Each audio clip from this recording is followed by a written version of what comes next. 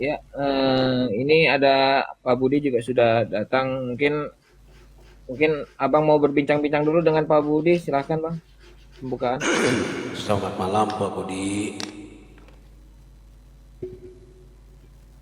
Pak Budi, selamat malam. Lagi nyari apa tadi? Pulpen kah apa tadi? Halo, Oke, sudah. biar ya, selamat malam Pak Budi. Belum. Eh, kita mau apa dulu? Mau berbincang dulu atau kita masuk kepada tema diskusi Temanya apa loh? tentang Paulus, Pak? Tentang Paulus. Ya, Ya, boleh. Eh, boleh Pak Budi? Boleh.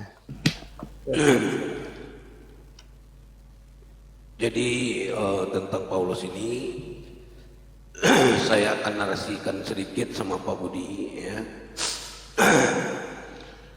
Kalau ngomong keras, Pak, karena suara kuping saya agak tuli ya. Oke. Ini gimana suara saya Pak? Apa sudah diterima dengan keras? Bapak ini suaranya sama seraknya dengan saya. Iya, kita serak-serak Sama gitu. acara. Wah, Seraknya ini sama, saya. seraknya sama. Ini saya susah denger ini. Oke, sekarang udah Pak. Suara saya udah bagus di sana. Ya, pokoknya kedengaran, cuma tidak tahu kalau Oke. terus. Jadi gini Pak Budi, eh, bahwa banyak orang berkata Paulus merupakan rasul yang diangkat oleh Yesus. Sementara kita ketahui bahwa Paulus tidak pernah bertemu dengan Yesus. Bahkan dia adalah orang yang sangat menentang ajaran dari Yesus. Kemudian dia adalah orang Farisi ya. Orang tuanya adalah Farisi yang kemudian juga dia belajar dan dididik di bawah pimpinan Gamaliel pada masa mudanya, dan seorang Farisi menurut mazhab yang paling keras di dalam agama Yahudi. Jadi dia sewaktu muda sudah dididik dengan mazhab yang paling keras dalam agama Yahudi, maka dia sangat membenci ajaran dari Kristus. Nah kemudian sejak kenaikan Yesus ke atas langit ya, setelah masa penyaliban, tiba-tiba ada pengakuan dia sewaktu perjalanan ke Damsyik bahwa dia bertemu dengan suatu cahaya yang kemudian dia katakan adalah Yesus. Kemudian rentetan ceritanya, Yesus kemudian menyuruh Ananias pergi ke rumah Yudas untuk bertemu dengan orang yang berasal dari Saduki gitu. Nah, bagaimana ini bisa terjadi? Ya, seorang pembenci ajaran Kristus tiba-tiba didatangi oleh Yesus yang sudah naik ke langit. Tidak ada satupun literasi di dalam Alkitab yang menyatakan sejak Yesus naik ke langit yang disaksikan oleh Stefanus ya, tidak pernah lagi dia pergi ke bumi gitu. Ini tidak ada literasi di dalam Alkitab yang menjelaskan dia bertemu itu hanya di kisah para rasul. Kemudian Yesus berkata, Yesus sebenarnya sudah menubuatkan tentang Paulus ini ya, dengan berkata hati-hati terhadap orang Farisi dan Saduki, di mana dia Matius 16 ayat 6 ya. Nah, Matius 16 ayat 6 menekankan ya, berjaga-jagalah dan waspadalah terhadap orang rajin Farisi dan Saduki. Kenapa dua ini? Ya. Kita ingat 5 kelompok masyarakat di Bani Yahudi itu kelima kelompok masyarakat ini didominasi oleh orang Farisi dan Saduki. Sementara Paulus sendiri di dalam Roma mengatakan dia adalah keturunan Farisi. Di kisah para rasul 23 ayat 6 ya, dia berkata, dan karena ia tahu bahwa sebagian dari mereka itu termasuk golongan orang Saduki, sebagian termasuk golongan orang Farisi, ia berseru dalam mahkamah agama itu, hai saudara-saudaraku, aku adalah orang Farisi, keturunan orang Farisi. Aku dihadapkan ke mahkamah ini karena aku mengharapkan kebangkitan orang mati. Ini pengakuan dari Paulus di dalam kisah para rasul 23 ayat 6.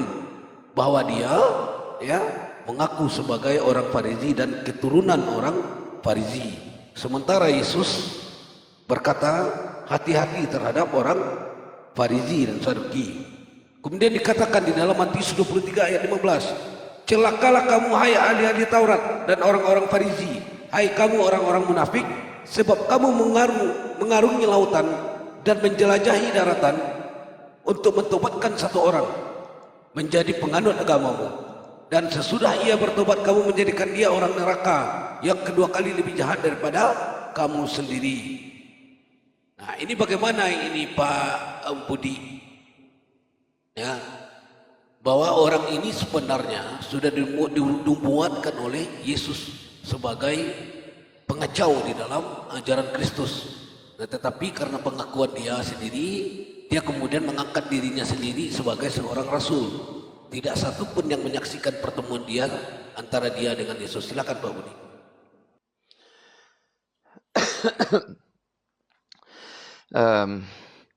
Dia memang Farisi dan Yesus memang memberikan peringatan terhadap orang Farisi. Tapi Farisinya Paulus ini kan dulu dalam Filipi pasal 3, saya bacakan mulai ayat yang keempat ya. Sekalipun aku juga ada alasan untuk menaruh percaya pada hal-hal lahiriah, jika ada orang lain menyangka dapat menaruh percaya pada hal-hal lahiriah, aku lebih lagi. Disunat pada hari ke-8 dari bangsa Israel, dari suku Benyamin, orang Ibrani asli, tentang pendirian terhadap hukum Taurat, aku orang Farisi. Tentang kegiatan, aku penganiaya jemaat atau penganiaya gereja. Tentang kebenaran dalam mentaati hukum Taurat, aku tidak bercacat. Itu pikirannya dia dulu. Memang orang-orang Farisi itu self-righteous ya.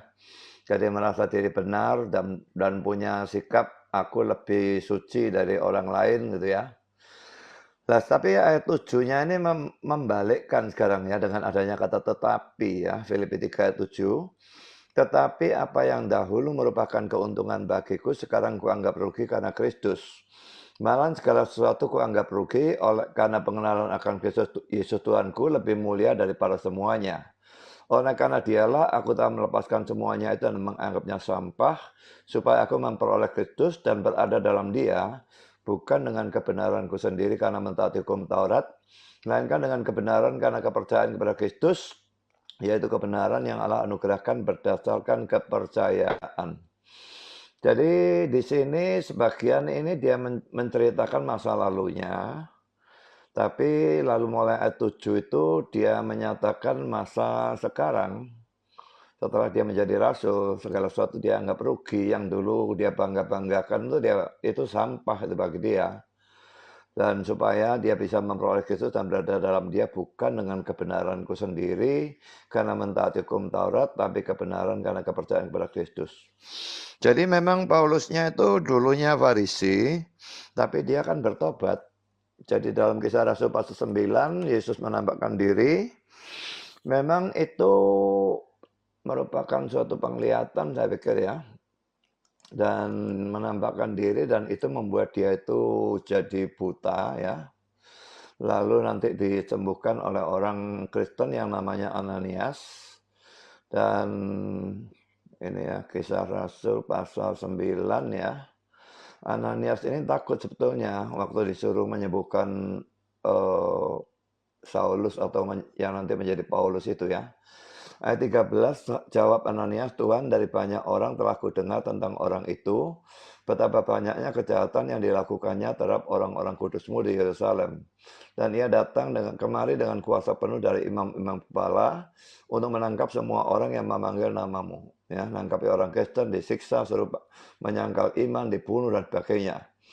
Lalu ayat 15-nya, tetapi firman Tuhan kepadanya, pergilah, sebab orang ini adalah alat pilihan bagiku untuk memberitakan namaku kepada bangsa-bangsa lain, serta raja-raja dan orang-orang Israel.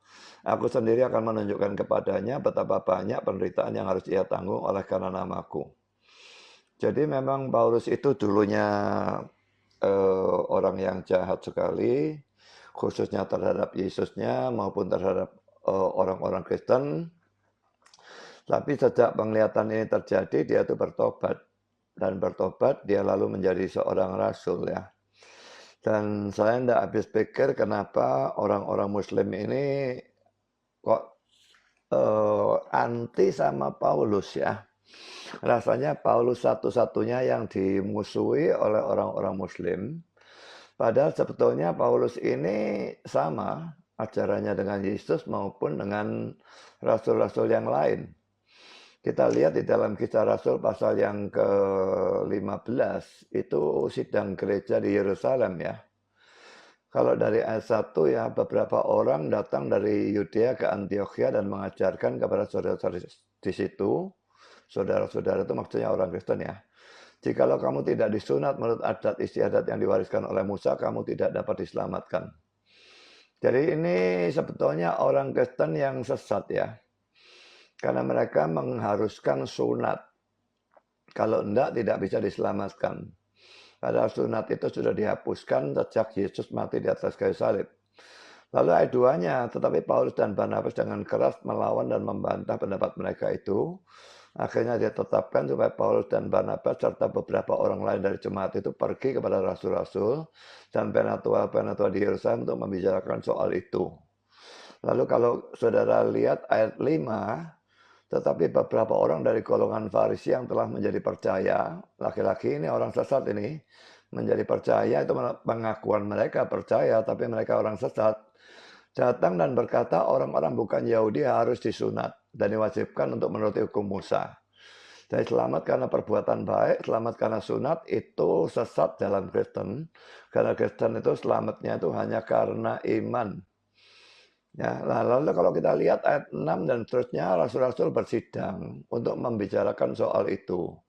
Dan kalau saudara baca seluruhnya nanti, saya kira tidak usah saya bacakan semua, mereka ini pro pada Paulus dan Barnabas, bukan pada orang-orang Yahudi yang sesat itu.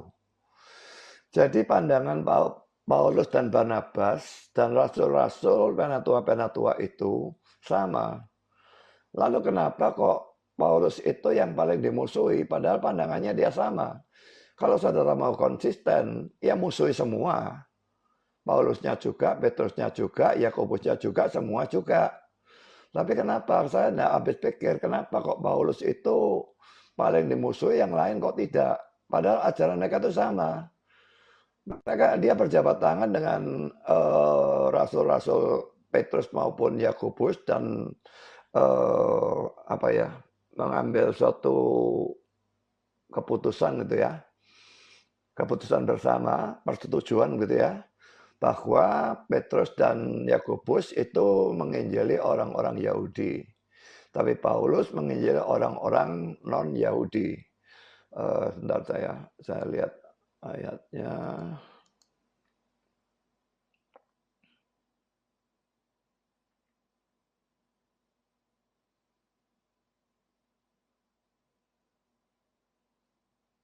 Bentar ya.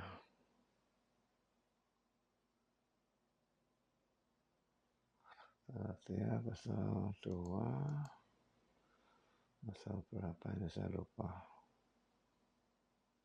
Ya ini. Galatia pasal 2 ya. Dan setelah melihat ayat 9, dan setelah melihat kasih karunia yang dianugerahkan kepadaku, maka Yakobus, Kefas dan Yohanes yang dipandang sebagai sokok guru jemaat. Sokok guru itu pilar ya, pilar dari gereja ya. Berjabat tangan dengan aku dan dengan Barnabas sebagai tanda persekutuan. Jadi mereka bersekutu, satu pandangan gitu ya. Cuma pelayanannya itu berbeda. Kami, jadi maksudnya Paulus dan Barnabas pergi kepada orang-orang yang tidak bersunat, maksudnya non-Yahudi. Dan mereka Yakobus, Kefas dan Yohanes kepada orang-orang yang bersunat. Jadi mereka ini sepakat. Lalu kenapa Paulus ini paling dimusuhi? Kenapa Yakobus, Kefas dan Yohanes yang sepakat dengan dia kok tidak dimusuhi? Jadi Paulus memang dulu jahat, tapi setelah penampakan dalam Kisah Rasul 9, dia bertobat. Dan Yesus yang menjadikan dia seorang rasul. Oke, silakan jawabannya dari sana. Oke. Jadi ada pertanyaan dari Pak Budi, kenapa kami Muslim membenci Paulus? Kami tidak membenci Pak Paulus ini, ya. Tetapi track record dia dari awal sampai dia kemudian membatalkan hukum Taurat di Galatia dan Efesus, ini menjadi bahan pertanyaan bagi kami. Hukum Tuhan bisa dibatalkan oleh seorang manusia, ya. Bahwa Yesus berkata, dia datang ke dunia ini bukan untuk menghapus hukum Taurat atau membatalkan hukum Taurat walau satu titik dan satu iota. Selagi langit dan bumi tidak runtuh, hukum Taurat akan tetap ditegakkan, bukan dibatalkan. Nah, ujuk-ujuk dilakukan, tetapi malah kemudian Paulus berkata bahwa barang siapa yang percaya kepada Yesus dan kematian Yesus yang disalib, maka hukum Taurat sudah ditanggung oleh Yesus. Kapan Yesus berkata demikian? Yesus tidak pernah berkata dia dengan penyaliban dia, maka hukum Taurat itu tidak lagi berlaku. Yesus tidak pernah mengatakan demikian. Nah, ini yang kemudian menjadi bahan pertanyaan bagi kami. Maka secara tegas Yesus Paulus dengan terang-terangan berkata di dalam 2 Korintus 11 ayat 7, apa yang aku katakan, aku mengatakan bukan sebagai seorang berkata menurut firman Tuhan, melainkan sebagai seorang yang bodoh yang berkeyakinan bahwa ia boleh bermegah. Ini pernyataan dari Paulus yang mengatakan apa yang keluar dari mulutnya bukan berdasarkan dari firman Tuhan. Bagaimana kemudian Anda sebagai orang yang percaya kepada Yesus kemudian meyakini semua perkataan Paulus yang tertulis di dalam Tesalonika, Galatia, Roma, dan lain-lain. Sementara pengakuannya dengan tegas mengatakan bahwa dia berkata, menulis, berpikir bukan berdasarkan firman Tuhan, tetapi berdasarkan Ayatnya di mana, tolong? 2 Korintus 11 ayat 17. 2 Korintus 11 ayat 17. 11 17. Iya, 11 17. Ya. Oke, saya lanjutkan. Ya, silakan. Nah, itu pernyataan, ya. Bahkan di 1 Korintus 15 ayat 9 dia berkata bahwa aku tidak pantas menjadi seorang rasul karena aku yang paling hina dari semua rasul, bahkan tidak layak disebut rasul. 1 Korintus 15 ayat 9, 15:9. Korintus 15 ayat 9, ya. Ya. Sebab aku telah menganiaya jemaat Allah, ini yang dia katakan. Nah, dengan berbagai dasar ini, maka kami Muslim bertanya kepada Kristen, bagaimana ini kemudian kalian menganggap ini adalah seorang rasul? Pertama, dia berbuat kejahatan terhadap penganut Kristus awal, ya. Yang kedua, dia melakukan suatu konspirasi tanpa ada bukti dan saksi bahwa dia dijadikan sebagai seorang rasul. Yang ketiga, dia berkata bahwa hukum Taurat telah dibatalkan. Maka inilah yang menyebabkan sebenarnya di Antiokhia itu terjadi perpecahan antara dia dengan Barnabas. Ya. Nah, kemudian dijelaskan di dalam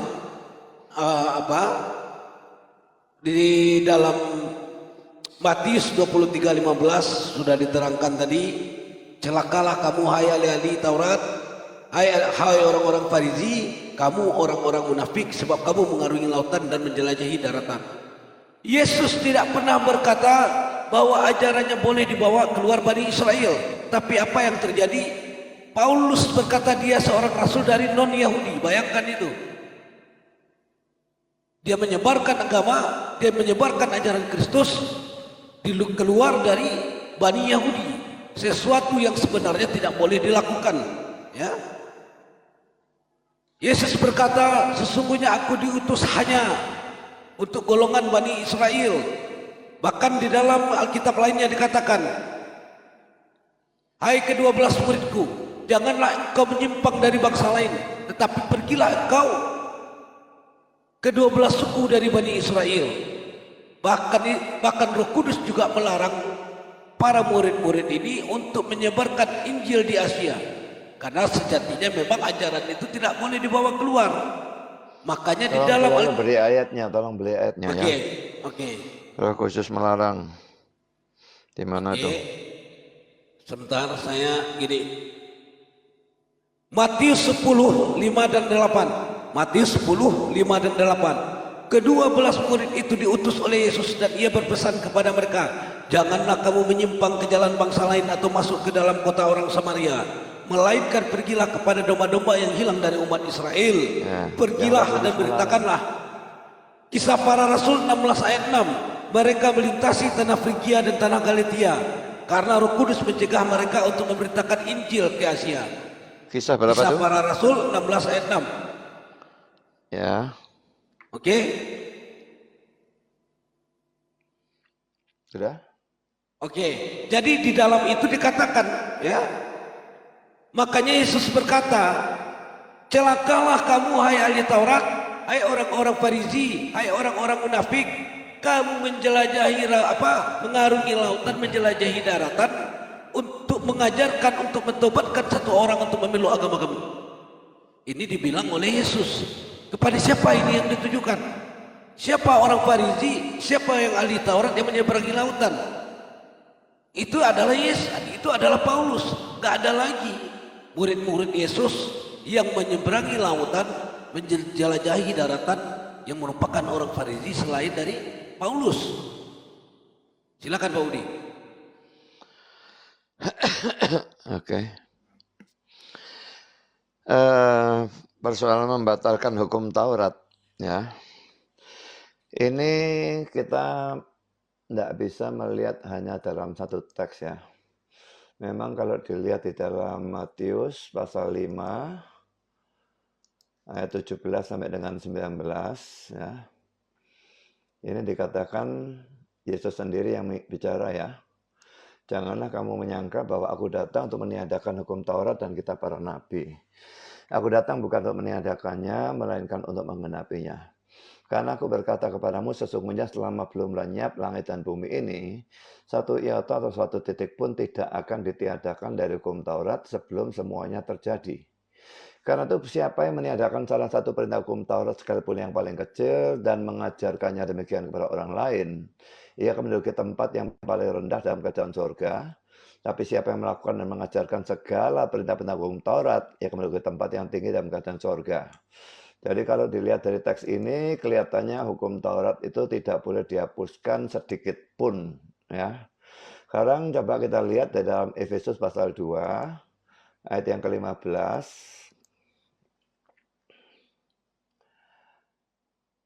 Sebab dengan matinya sebagai manusia, ia telah membatalkan. Iya ini huruf besar ya. Jadi Yesus yang membatalkan hukum Taurat dengan segala perintah dan ketentuannya untuk menciptakan keduanya menjadi satu manusia baru dan sebagainya. Jadi kalau menurut Efesus 2 ayat 15 ini, pada waktu Yesus mati, itu hukum Taurat itu dibatalkan.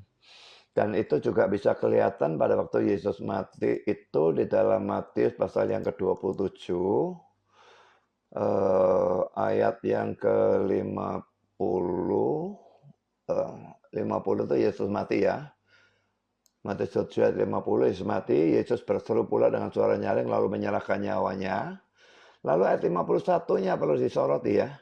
Dan lihatlah tabir bait suci terbelah dua dari atas sampai ke bawah. Tabir bait suci itu tebal sekali ya. Itu memisahkan ruang suci dan ruang maha suci. Sangat tebal, tidak mungkin bisa terbelah dengan sendirinya. Ini adalah mujizat yang Tuhan lakukan. Apa arti dari tabir yang terbelah ini?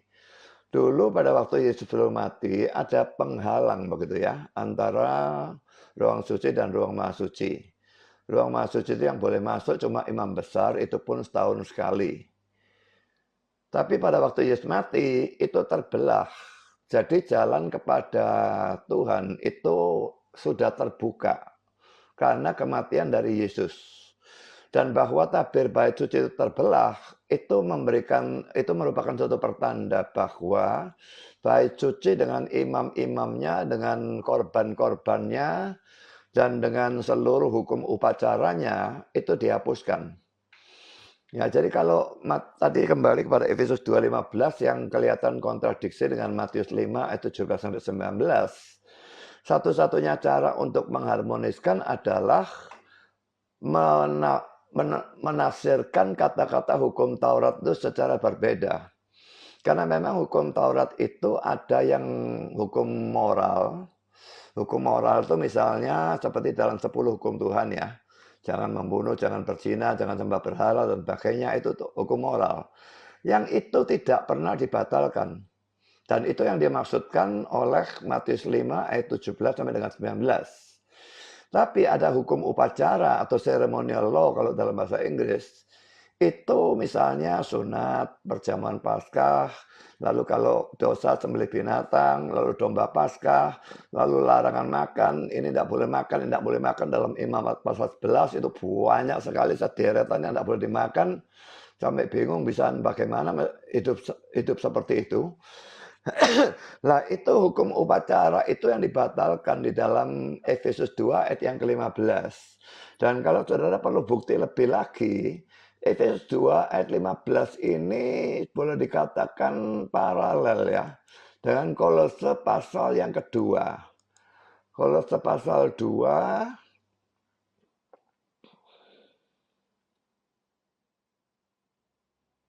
bentar ya. Ayat 14 dengan menghapuskan surat hutang yang oleh ketentuan-ketentuan hukum mendakwa dan mengancam kita, dan itu ditiadakannya dengan memakukannya pada kayu salib. Nah sekarang kalau kita lihat konteks dari Kolose pasal 2 itu ya, sejak dari atas itu membicarakan sunat, ya, lalu ajaran turun-temurun dan sebagainya. Ini semua membicarakan hukum yang seremonial, bukan hukum moral. Jadi kalau ini paralel dengan Efesus pasal 2, berarti yang hukum Taurat di dalam Efesus pasal 2 ayat 15 itu adalah hukum seremonial. Memang itu dibatalkan, dan ini yang batalkan bukan hanya Paulus. Saya akan berikan contoh ya. Markus 7 ayat 14 sampai 15 ya. Markus 7, 14, 15. Ini kata-kata Yesus sendiri. Nanti dilanjutkan pada ayat 18 dan 19 ya. Tapi kita baca 14, 15 dulu. Lalu Yesus memanggil lagi orang banyak dan berkata kepada mereka, kamu semua dengarlah kepadaku dan camkanlah. Apapun yang dari luar yang masuk ke dalam seseorang, maksudnya makanan ya, tidak dapat menajiskannya. Tapi apa yang keluar dari seseorang, itulah yang menajiskannya. Lalu kita baca ayat 18 dan 19. Maka jawabnya, apakah kamu juga tidak dapat memahaminya? Tidak tahukah kamu bahwa segala sesuatu yang dari luar, yang masuk ke dalam seseorang tidak dapat menajiskannya? Karena bukan masuk ke dalam hati, tetapi ke dalam perutnya. Lalu dibuang di jamban. Dengan demikian, ia menyatakan semua makanan halal. Jadi siapa yang menyatakan semua makanan halal? Yesus, bukan Paulus. Ya, ini Yesus. Tadi juga Paulus mengatakan iya. Ya, jadi larangan makan itu termasuk ceremonial law. Tapi ini Yesus menyatakan semua makanan halal, berarti dia menghapuskan ceremonial law juga. Dan masih ada lagi di dalam Kisah Rasul pasal yang ke-10.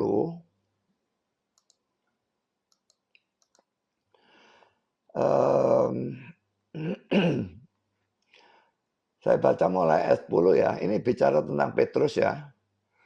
Dia merasa lapar dan ingin makan, tapi sementara makanan disediakan, tiba-tiba rohnya diliputi kuasa ilahi.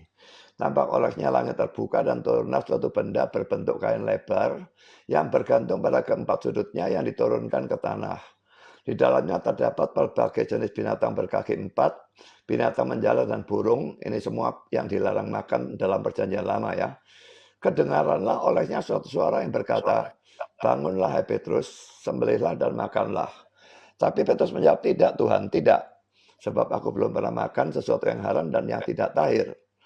Kedengaran pula untuk kedua kalinya suara yang berkata kepadanya, apa yang dinyatakan halal oleh Allah Tidak boleh engkau nyatakan haram. Jadi siapa yang menghalalkan makanan haram tadi? Allah. Ya. Lalu ayat 16, hal ini terjadi sampai 3 kali, dan segera sesudah itu terangkatlah benda itu ke langit. Jadi memang ini ada dua macam arti. Ini bisa berarti bahwa dia akan mau dipanggil sama Cornelius ya. Jadi pembatasan antara Yahudi dan non-Yahudi itu dihancurkan. Tapi ini pada saat yang sama juga menghancurkan larangan makan di dalam imamat pasal yang ke-11. Karena Allah menyatakan itu halal. Jangan kau nyatakan sebagai haram. Jadi bukan Paulus yang menghapuskan larangan makan. Bukan Paulus yang menghapuskan hukum seremonial atau hukum upacara. Allah sendiri atau Yesus sendiri yang menghapuskannya. Jadi tidak ada masalah dengan hal itu. Paulus tidak bertabrakan dengan Yesus dalam persoalan itu. Atau Paulus juga tidak bertabrakan dengan Taurat. Karena Taurat itu memang seremonial itu memang berlaku sementara karena memang punya tujuan tertentu. Tapi kalau Taurat itu hukum moral, itu berlaku selama-lamanya, itu tidak pernah boleh dihapuskan. Lalu dalam 2 Korintus 11 ayat yang ke-17. 2 Korintus 11 ayat yang ke-17. Ya. Apa yang aku katakan, aku mengatakannya bukan sebagai seorang yang berkata menurut firman Tuhan, melainkan sebagai seorang bodoh yang berkeyakinan bahwa ia boleh bermegah. Sebetulnya dilihat satu ayat ini saja, sudah kelihatan ini bukan bahasa hurufiah. Ini adalah bahasa sinis. Ya, jadi kalau tidak percaya, mari kita baca konteksnya ya. Saya baca mulai ayat yang ke-16 ya. Kuulangi lagi, jangan hendaknya ada orang yang menganggap aku bodoh. Jangan hendaknya ada orang menganggap aku bodoh. Ya. Dan jika kamu juga menganggap demikian, terimalah aku sebagai orang bodoh. Jadi dia bodoh atau enggak? Supaya aku pun boleh bermegah sedikit. Ini bahasa sinis. Apa yang aku katakan, aku mengatakannya bukan sebagai orang yang berkata menurut firman Tuhan. Ini lagi-lagi bahasa sinis. Melainkan sebagai seorang bodoh yang berkeyakinan bahwa ia boleh bermegah. Karena banyak orang yang bermegah secara duniawi. Aku mau bermegah juga. Bermegah itu kan menyombongkan diri. Masa dia mau menyombongkan diri? Ini bahasa sinis lagi. Sebab kamu suka sahabat terhadap orang bodoh. Karena kamu begitu bijaksana. Apakah memang kamu bijaksana? Tidak. Ini lagi-lagi bahasa sinis. Karena kamu sabar jika orang memperhembahkan kamu. Jika orang menghisap kamu, jika orang menguasai kamu, jika orang berlaku angkuh terhadap kamu, jika orang menampar kamu. Dengan sangat malu aku harus mengakui bahwa dalam hal semacam itu kami terlalu lemah. Ini bahasa sinis lagi. Tapi jika orang-orang lain berani membanggakan sesuatu, maka aku berkata dalam kebodohan, berani juga. Ini semua bahasa sinis, bukan bahasa yang diartikan secara hurufiah. Apakah Paulusnya bodoh? Tidak, dia paling cerdas dari semua rasul. Lalu dalam 1 Korintus pasal 15 ayat 9. 1 Korintus 15 ayat 9. Karena aku adalah yang paling hina dari semua rasul, sebab aku telah menganiaya jemaat Allah. Loh, ini kan justru menunjukkan kerendahan hatinya dia. Ini sesuatu yang bagus. Aku yang paling hina dari semua rasul. Dia merendahkan diri, ini paling rendah hati luar biasa. Justru sesuatu yang bagus. Lalu perpecahan dengan Barnabas tadi saudara katakan disebabkan karena apa? Coba kita lihat dalam Kisah Rasul 15 ayat 39.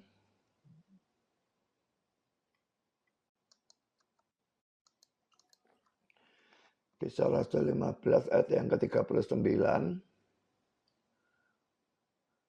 Kita baca mulai ayat 37 ya. Barnabas ingin membawa juga Yohanes yang disebut Markus. Tapi Paulus dengan tegas berkata bahwa tidak baik membawa serta orang yang telah meninggalkan mereka di Pamfilia. Jadi Markus itu pernah berlaku tidak setia. Barnabas mau bawa, Paulusnya bilang enggak mau bawa orang seperti itu. Karena orang itu telah meninggalkan mereka di Pamfilia dan tidak mau turut bekerja bersama-sama dengan mereka.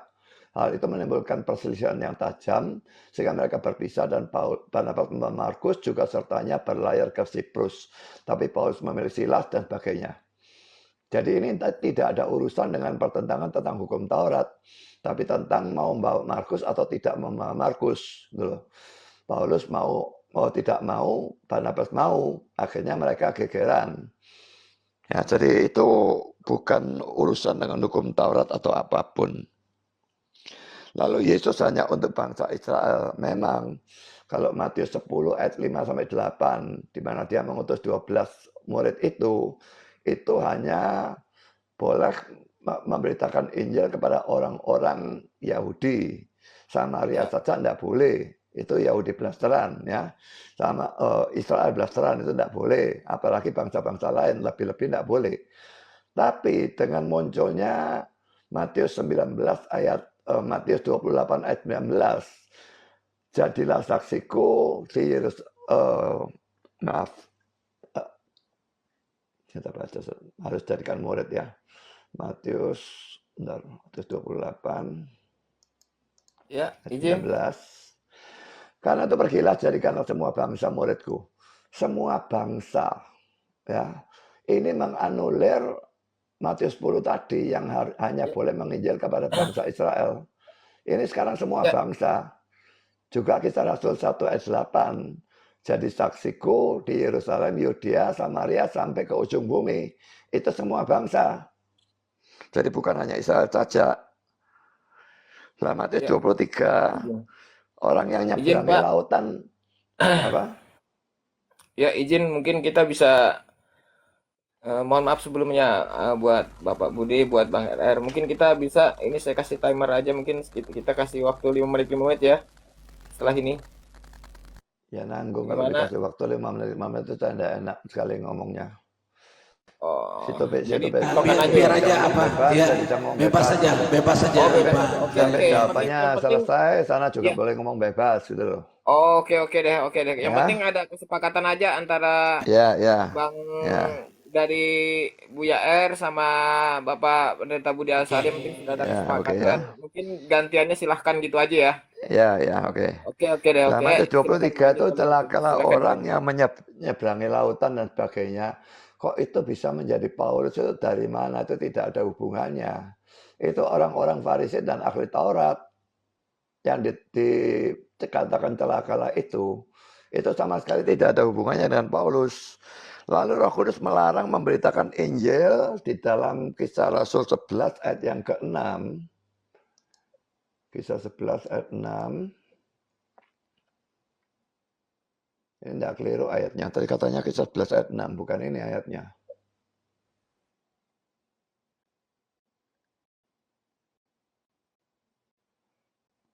Memang ada ayatnya, tapi saya lupa di mana. Roh Kudus melarang itu mau pergi Galatia tidak boleh, mau pergi ke sini tidak boleh. Karena Roh Kudus mau mereka menginjil ke tempat lain, dan itu adalah Eropa. Jadi itu bukan dilarang memberitakan Injil, tapi dilarang di tempat ini, dilarang tempat itu, disuruh ke tempat lain untuk memberitakan Injil. Ya, saya lupa ayatnya dari mana. Saya kira Galatia, sebentar, kalau mau dicari ya bisa ya. Kisah Para Rasul 16 nomor 6. 16 nomor 6. Ya. Kisah Rasul 16 ayat 6. Jadi bukan pasal 11 tapi pasal 16 ayat 6 ya. Jadi ini ya, ayat 6-nya mereka melintasi tanah Frigia dan tanah Galatia karena Roh Kudus mencegah mereka untuk memberitakan Injil di Asia. Di Asia tidak boleh. Dan setibanya di Misia mereka mencoba masuk ke daerah Bitinia, tapi Roh Yesus tidak mengizinkan mereka, tidak boleh lagi. Setelah melintasi Misia, mereka tiba di Troas. Pada malam harinya tampaklah oleh Paulus suatu penglihatan. Ada seorang Makedonia berdiri situ dan berseru padanya, katanya, menyeberanglah kemari dan tolonglah kami. Setelah Paulus melihat penglihatan itu, segeralah kami mencari kesempatan untuk berangkat ke Makedonia. Karena dari penglihatan itu kami menarik kesimpulan bahwa Allah telah memanggil kami untuk memberitakan Injil kepada orang-orang di sana. Lah ini Makedonia ini Eropa. Ya, jadi tidak boleh di Asia, tapi disuruh memberitakan Injil di Eropa. Ya, mungkin gara-gara Paulus ini maka Injil itu tersebarnya permulaan di Eropa dulu. Asia kan belakangan. Oke, silakan. Ya, Ya, silakan Bang Er. Mbak udah mendengar penjelasan panjang dari Pak Budi ya. Tapi begini Pak Budi, ya, bahwa Pak Budi mengatakan pertama bahwa Paulus bukan hanya Paulus yang membatalkan hukum Taurat, tetapi juga Yesus.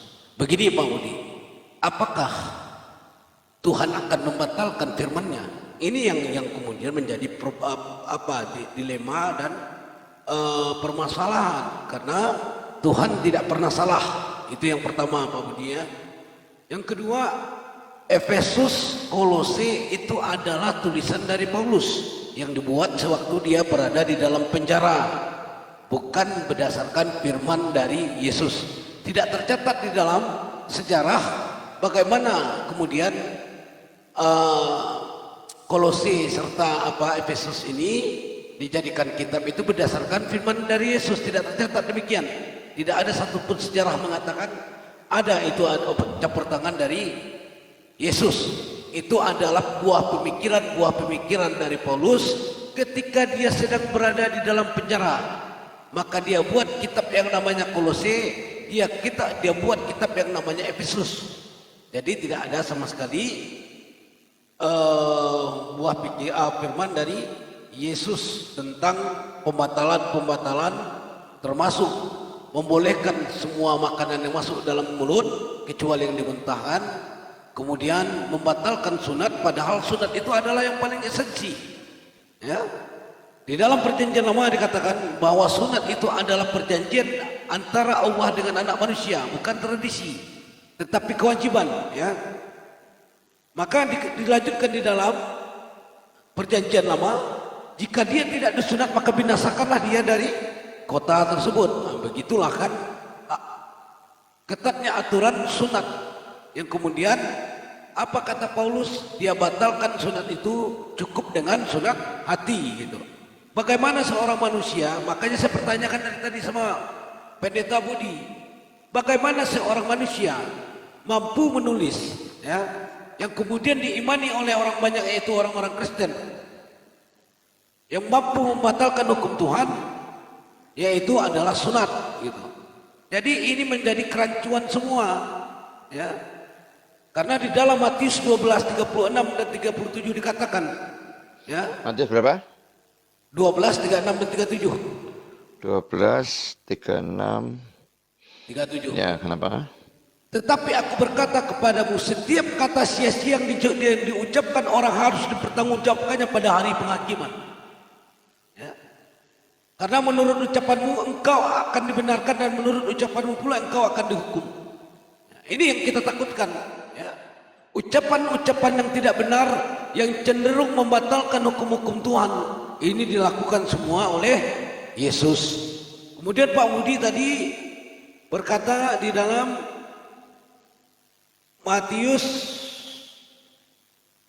tentang pengajaran Injil ke seluruh bangsa. Pak Budi coba dibaca baik-baik Pak Budi. Ke seluruh bangsa muridku, bukan ke seluruh bangsa untuk menjadi muridku. Coba Pak Budi baca dengan seksama gitu. Tidak ada dikatakan di sana menjadikan seluruh bangsa-bangsa untuk muridku, tetapi pergilah ke seluruh bangsa muridku. Artinya apa? Spesifik.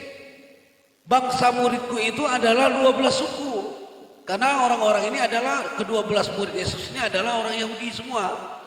Artinya adalah, maka pergilah ke seluruh daerah-daerah muridku, yang tempat berasalnya muridku. Ya. Tobatkanlah mereka di sana. Nah, itu Pak Budi. Atau coba Pak Budi baca dengan baik dulu, sehingga kita tidak salah tafsir di sini.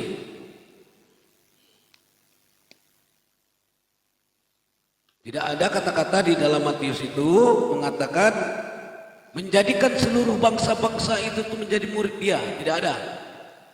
Bangsa muridku artinya spesifik. Bangsa tempat kelahiran murid-murid dia. Itu artinya Pak Budi. Kemudian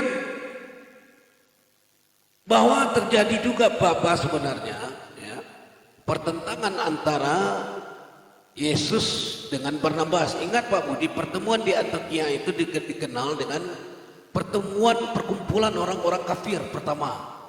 Yesus Kenapa dengan Barnabas. Ya, Nggak keliru, saudara nggak keliru ngomong. Yesus nggak pernah dengan Barnabas. bukan Paulus dengan Barnabas. Paulus dengan Pertentangan ya, Barnabas. tentang Markus Ya. itu kan. Ya, jadi gini, di kitab Palarion, Pak Budi udah pernah baca buku Palarion? Enggak. Dijelaskan di sana bahwa sesungguhnya ya, terjadi pertentangan yang sangat tajam antara Barnabas dengan Paulus. Paulus ingin menghilangkan hukum Taurat, salah satunya adalah sunat. Padahal Paulus sendiri bersunat. Dia bersunat kenapa? Karena dia ingin menikahi seorang putri rahib besar. Ya. Dia ingin menikahi seorang putri rahib besar, maka rahib besar tadi memberikan apa? Memberikan persyaratan agar Paulus disunat dan dipersolid. Ada dua yang dilakukan oleh Paulus di Ini kitab Paulus mau menikah itu di ayat mana ya? Saya tidak pernah tahu dalam seluruh Alkitab. Bukan, dia melamar ini Pak. Jadi dia melamar. Lah ya, di ayat mana? Iya, di kitab Palarion Pak. Loh, Panalarion. kitab di luar Alkitab ya, saya tidak ngaku itu. Enggak, ini kan ada semacam apa?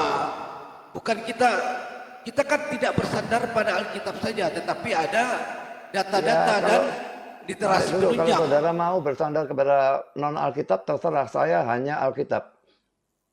Jadi saya tidak anggap itu sebagai argumentasi. Oke. Kalau dari kitab lain. Oke. Kalau memang tidak bisa kita pakai penunjang-penunjang dari literasi yang lain, ya, maka kita pakailah Alkitab secara menyeluruh. Gitu. Oke. Silakan Bapak jelaskan, ya, bahwa sebenarnya tentang penyebaran ajaran Kristus ke seluruh bangsa itu tidak ada. Tetapi penyebaran yang dilakukan adalah ke bangsa murid dia, yaitu daerah-daerah murid dia berasal. Nah ini Bapak tadi ada miss sedikit ketika Bapak menambahkan dan menghilangkan itu di dalam Matius. Silakan Pak Budi selesaikan dulu. Oke, Tuhan membatalkan firman itu dianggap Tuhannya salah. Bukan Tuhannya salah. Saya sudah katakan kalau hukum seremonial itu memang dirancang untuk sementara. Saya berikan contoh hukum larangan makan itu ya.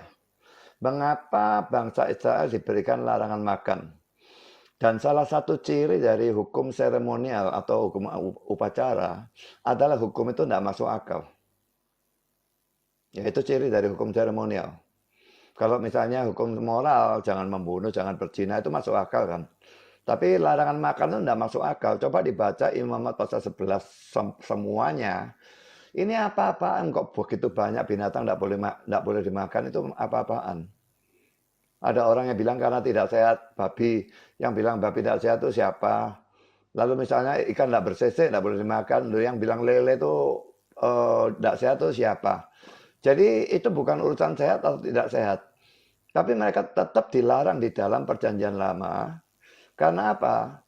Karena biasanya, jadi ini tujuannya ya, tujuan larangan makan itu supaya nubuat tentang lahirnya Yesus dari bangsa Israel itu tergenapi.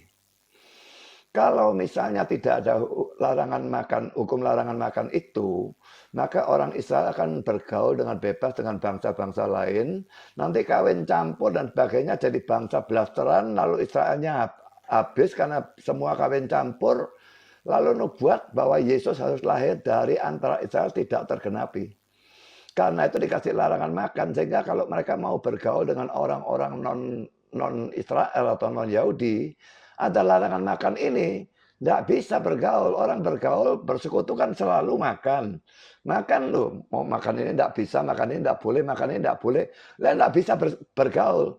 Nah tujuannya tidak boleh bergaul itu supaya mereka itu tidak kawin campur, dan nanti nubuat bahwa Yesus lahir dari bangsa Israel, dari suku Yehuda itu tergenapi. Memang yang suku-suku yang lain akhirnya kawin campur setelah mereka dibuang ke Asyur, tapi suku Yehuda dari mana Yesus dinubuatkan akan muncul itu tetap murni gitu ya. Buang ke Babilonia lalu kembali lagi, mereka tetap ada, dan Yesus akhirnya dilahirkan dari suku Yehuda. Nah, setelah Yesus dilahirkan dari suku Yehuda itu, nubuatnya sudah tergenapi, maka hukum itu sudah tidak dibutuhkan. Karena tujuannya menjaga kemurniannya sampai Yesus lahir. Yesus yang sudah lahir, hukum itu tidak dibutuhkan lagi.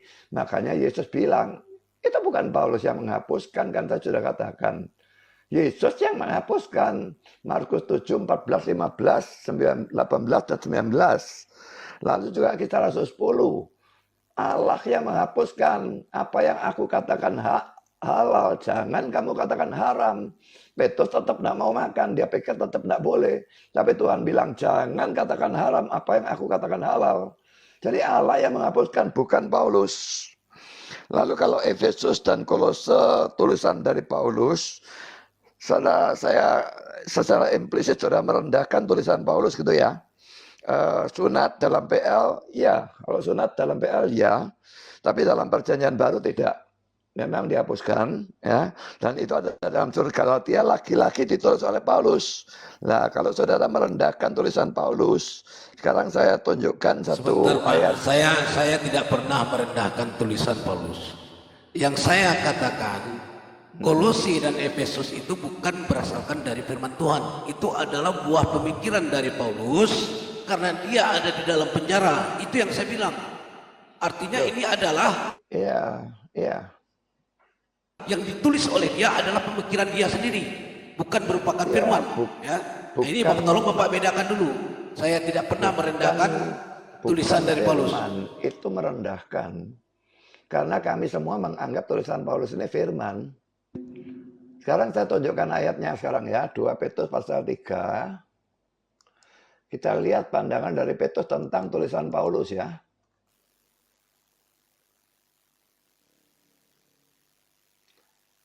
Saya bacakan 2 Petrus 3 ayat 15 dan ayat yang ke-16 ya. Anggaplah kesabaran Tuhan kita sebagai kesempatan bagimu untuk beroleh selamat, seperti juga Paulus, saudara kita yang kekasih, telah menulis kepadamu menurut hikmat yang dikaruniakan kepadanya. Hal itu dibuatnya dalam semua suratnya, apabila ia berbicara tentang perkara-perkara ini. Dalam surat-suratnya itu ada hal-hal yang sukar difahami, sehingga orang-orang yang tidak memahami dan yang tidak teguh imannya memutarbalikkannya menjadi kebinasaan mereka sendiri, sama seperti yang juga mereka buat dengan tulisan-tulisan yang lain. Nah, kata tulisan-tulisan yang lain ini sebetulnya salah terjemahan. Saya akan tunjukkan ya dalam terjemahan yang lain ya. 2 Petrus 3 ayat yang ke-15 ya. Ayat 16 ya. Jadi kalau dalam terjemahan LAI itu tulisan-tulisan yang lain, dalam King James, the other scriptures, kitab-kitab suci yang lain. Jadi kan tidak semua kitab suci ditulis oleh Paulus, ya. Tapi yang diputarbalikkan oleh orang-orang itu bukan cuma tulisan-tulisan Paulus, tapi juga kitab suci yang lain. Dan dengan kata-kata itu secara implisit, Petrus mengatakan bahwa tulisan Paulus itu adalah kitab suci. Lalu ada kitab suci yang lain yang tidak ditulis oleh Paulus. Jadi Petrus menganggap tulisan Paulus sebagai kitab suci, sebagai firman Tuhan.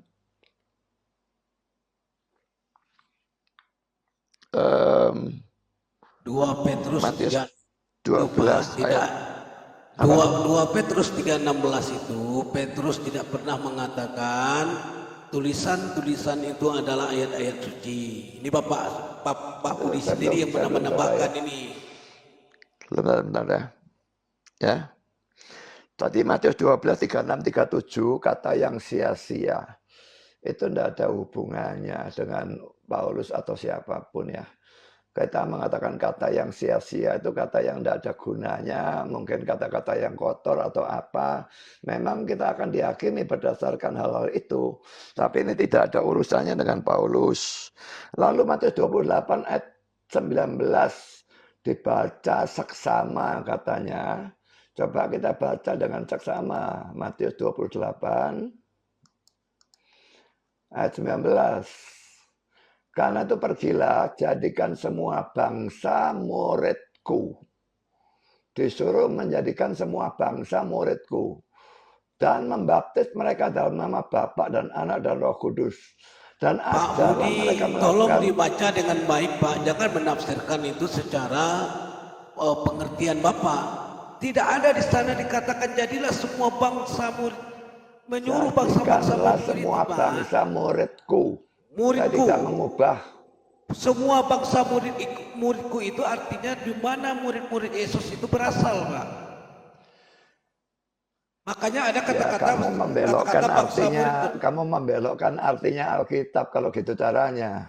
Coba Gimana kita saya lihat dalam membelokkan? terjemahan. Saya membaca apa yang tertulis di dalam Coba Alkitab. kita nanti dulu, makanya giliran ngomong, kalau saya ngomong, saudara ngomong, kita enggak sama-sama enggak ngerti ya. Sekarang ini dalam bahasa Inggris ya, terjemahan dari King James. Go ye therefore, karena itu pergilah, and teach all nations, dan ajarlah semua bangsa, baptizing them, membaptis mereka dalam nama Bapa, Anak, Roh Kudus. Ya, lalu RSV, go therefore and make disciples of all nations. Karena itu pergilah dan jadikanlah murid dari semua bangsa. Semua bangsa itu disuruh jadikan murid. Saya tidak salah membaca, saya tidak salah mengartikan. Dan ini juga punya ayat paralel di dalam Kisah Rasul pasal 1. Kalau saudara tidak mau menerima itu, saudara bisa melihat Kisah Rasul pasal 1 ayat 8. Kamu akan menerima kuasa kalau Roh Kudus turun ke atas kamu. Dan kamu akan menjadi saksiku di Yerusalem dan di seluruh Yudea dan Samaria dan sampai ke ujung bumi. Apakah itu Yahudi semua? Nah, mungkin. Itu Yerusalem, Yudea itu Yahudi, Samaria sudah bukan Yahudi, itu Yahudi Israel blasteran. Tapi sampai ke ujung bumi itu non-Yahudi sama sekali. Makanya diberitakan Injil itu sampai ke Indonesia, sampai ke Amerika, sampai ke Australia, sampai ke Afrika, sampai kemanapun. Itu harus diberitakan Injil. Lalu Paulus bertentangan dengan Barnabas. Sudah saya katakan tidak ada urusannya dengan hukum Taurat ya. Atau dengan sunat atau apapun. Paulus itu gegeran dengan Barnabas karena urusan mau membawa Markus atau tidak mau membawa Markus. Kalau kita melihat di dalam Kisah Rasul pasal yang ke-9 waktu Saulus itu bertobat itu ya.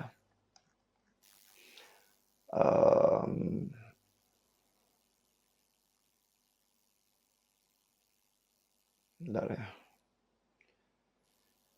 Kisah Rasul 9 ya.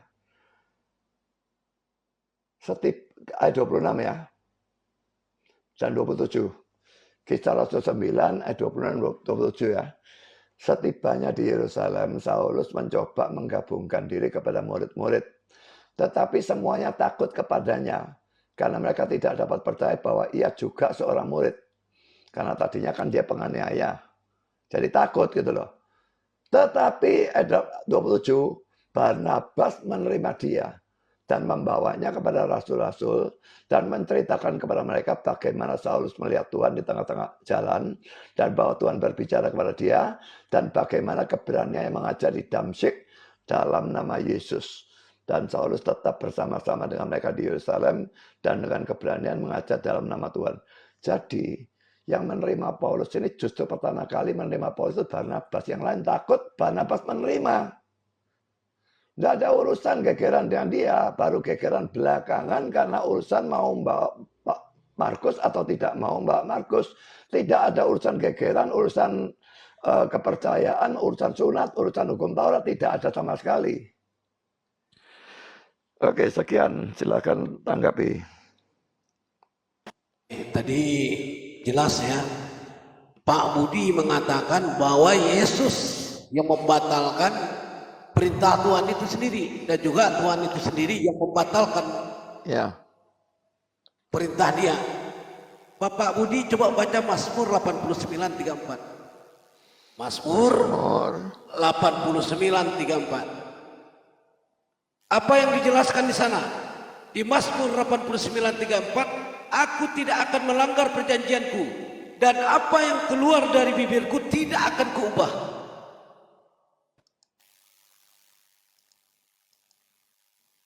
Jadi inilah ketetapan yang dikatakan oleh Tuhan, bahwa semua perjanjian dia yang dia berikan ke anak manusia, semua yang keluar dari bibir dia itu tidak akan pernah dia ubah, Pak.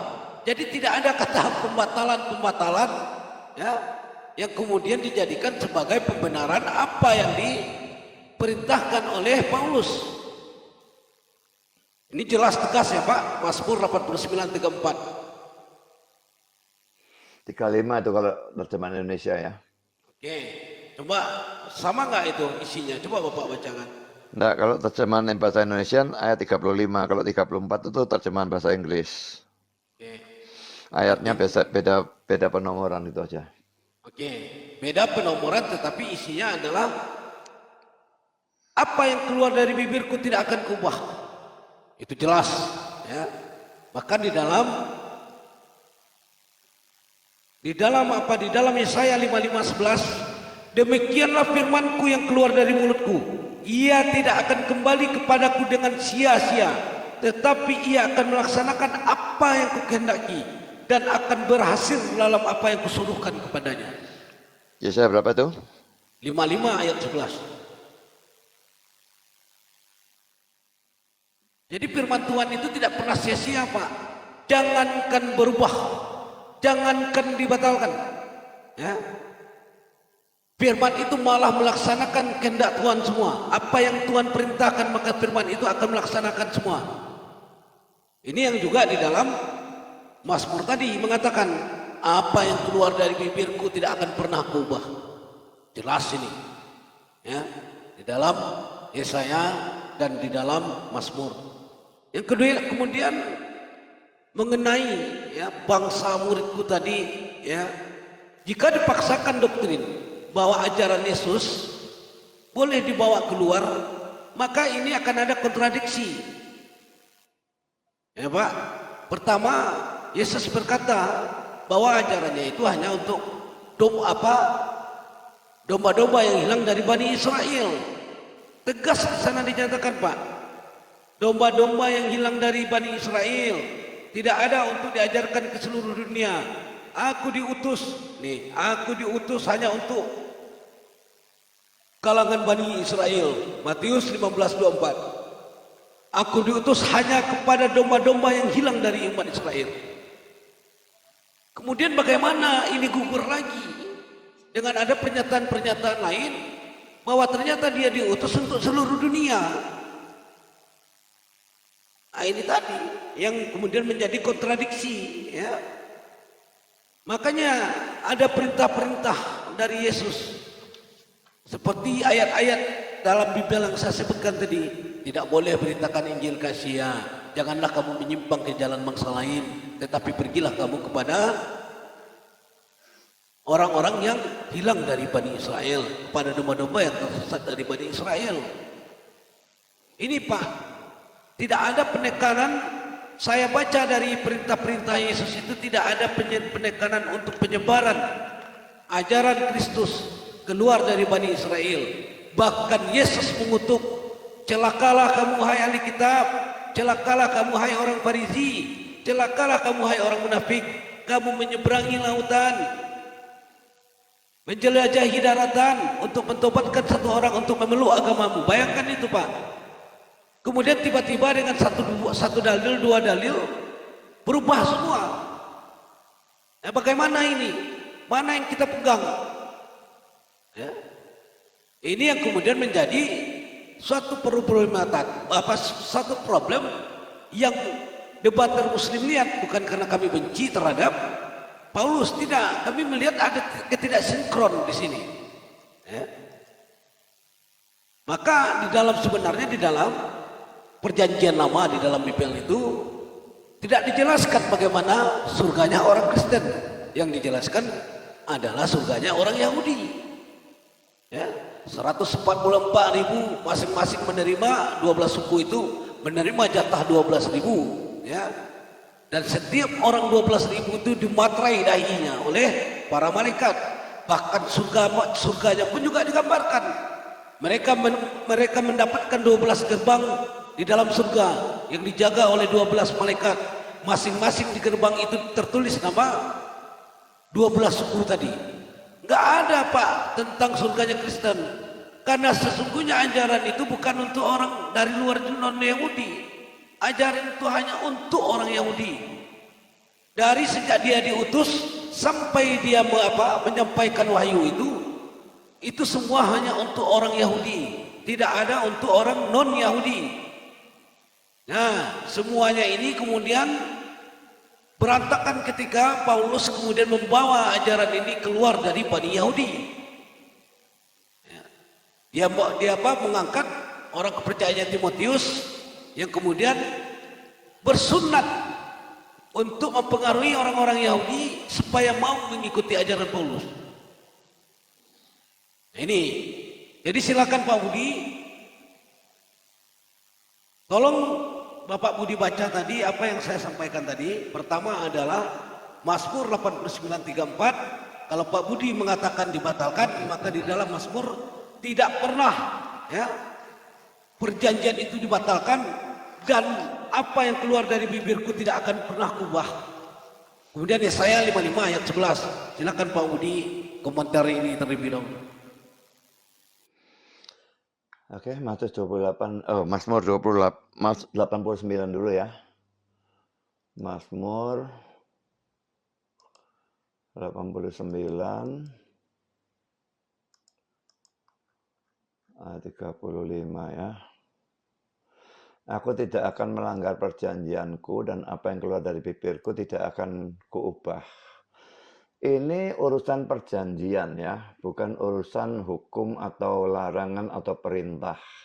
Tapi urusan perjanjian. Kalau dia menjanjikan sesuatu, memang dia tidak akan melanggar perjanjian itu. Dan ini kalimat yang kedua, kalimat yang kedua ini sebetulnya mengulangi kalimat yang pertama hanya dengan kata-kata yang berbeda. Apa yang keluar dari bibirku itu ya perjanjianku itu tidak akan kuubah. Terus sampai ayat 36, tetap sekali aku bersumpah demi kekudusanku, tentulah aku tidak akan berbohong kepada Daud. Jadi seluruhnya ini dalam urusan perjanjian.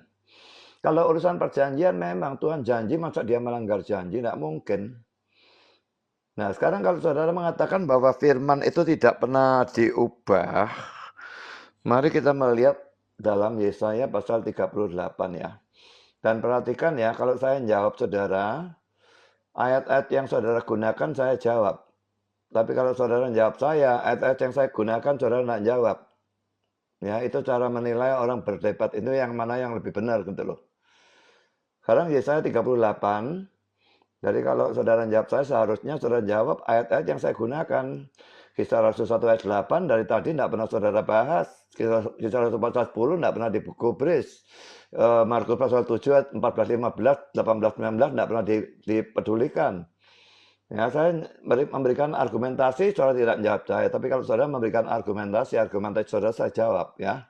Nah, tentang firman Tuhan tidak pernah diubah. Coba perhatikan ya. Yesaya 38 mulai ayat 1. Pada hari-hari itu Hizkia jatuh sakit dan hampir mati. Lalu datanglah Nabi Yesaya bin Amos dan berkata kepadanya, beginilah firman Tuhan. Jadi ini Tuhan menyampaikan firman melalui Nabi Yesaya ya. Sampaikan pesan terakhir kepada keluargamu sebab engkau akan mati, tidak akan sembuh lagi. Hizkia dikasih firman, dia memang sakit, dan dikatakan engkau akan mati, tidak akan sembuh lagi. Lalu Hizkia memalingkan mukanya ke arah dinding, ya berdoa kepada Tuhan dan sebagainya, ya menangis dalam ayat 3 menangis ya. Ayat 4, maka berfirman Tuhan kepada Yesaya, pergilah dan katakanlah kepada Hizkia, bagilah firman Tuhan Allah Daud bapak leluhurmu, telah kudengar doamu dan telah kulihat air matamu, sesungguhnya aku akan memperpanjang hidupmu 15 tahun lagi dan seterusnya. Tadi dikatakan akan mati. Kenapa sekarang diubah? Jadi Tuhan bisa saja mengubah firman kalau dia memang mau. Kalau rencana itu lain, tapi kalau firman dia bisa mengubah. Jadi Yesaya 55 ayat 11 ya. Yesaya 55 ayat 11 ya. Saya baca mulai ayat 10 supaya terlihat konteksnya ya. Sebab seperti hujan dan salju turun dari langit dan tidak kembali ke situ, melainkan mengairi bumi, membuatnya subur dan menumbuhkan tumbuh-tumbuhan, memberikan benih kepada penabur dan roti kepada orang yang mau makan. Demikianlah firmanku yang keluar dari mulutku. Ia tidak akan kembali kepadaku dengan sia-sia, tapi ia akan melaksanakan apa yang kukehendaki dan akan berhasil dalam apa yang kusuruhkan kepadanya. Jadi ini dia memerintahkan sesuatu. Ayo hujan, ya terang aja hujan. Ayo hujan salju, ya pasti hujan salju. Ayo ada angin badai, ya pasti ada angin badai. Lah firman ini dalam arti ini dalam bentuk perintah ya. Seluruh alam semesta ini di bawah perintah dari Allah.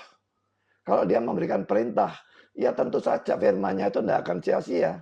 Akan melaksanakan apa yang kukehendaki. Jadilah ini, terjadi.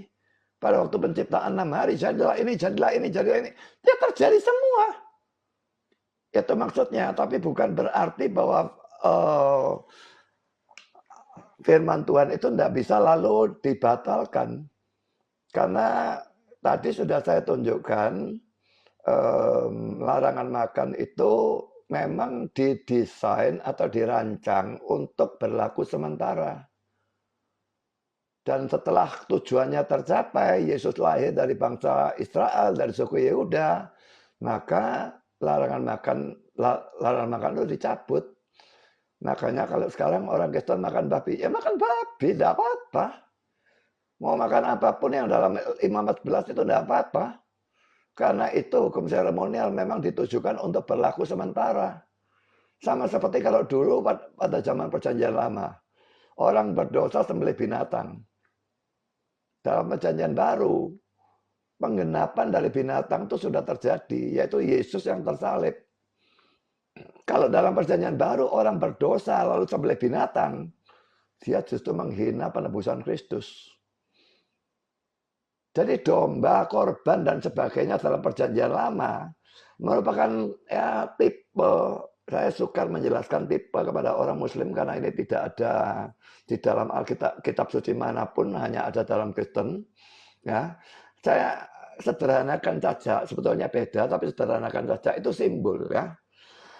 Bayangan, tipe itu ya. Domba korban itu bayangan, dan Kristus itu nanti penggenapannya. Dan penggenapannya itu datang, maka bayangannya dibuang. Karena itu sekarang kalau orang Kristen berbuat dosa, mana ada yang nyembelih binatang. Kalau mereka menyembelih binatang, ya mereka Kristen yang sesat. Karena Kristus sudah menggenapi korban binatang di dalam perjanjian lama, maka itu sudah tidak perlu lagi dilakukan, tidak boleh lagi dilakukan. Hanya percaya kepada Kristus, kita diampuni. Bukan kita diampuni karena darah binatang. Coba kita lihat sekarang dalam Ibrani pasal yang ke-10 ya. Mulai ayat 1 ya. Di dalam hukum Taurat hanya terdapat bayangan saja dari keselamatan yang akan datang. Dan bukan hakikat dari keselamatan itu sendiri. Karena itu dengan korban yang sama, yang setiap tahun terus-menerus dipersembahkan, Hukum Taurat tidak mungkin menyempurnakan mereka yang datang mengambil bagian di dalamnya. Sebab jika hal itu mungkin, pasti orang tidak mempersembahkan korban lagi.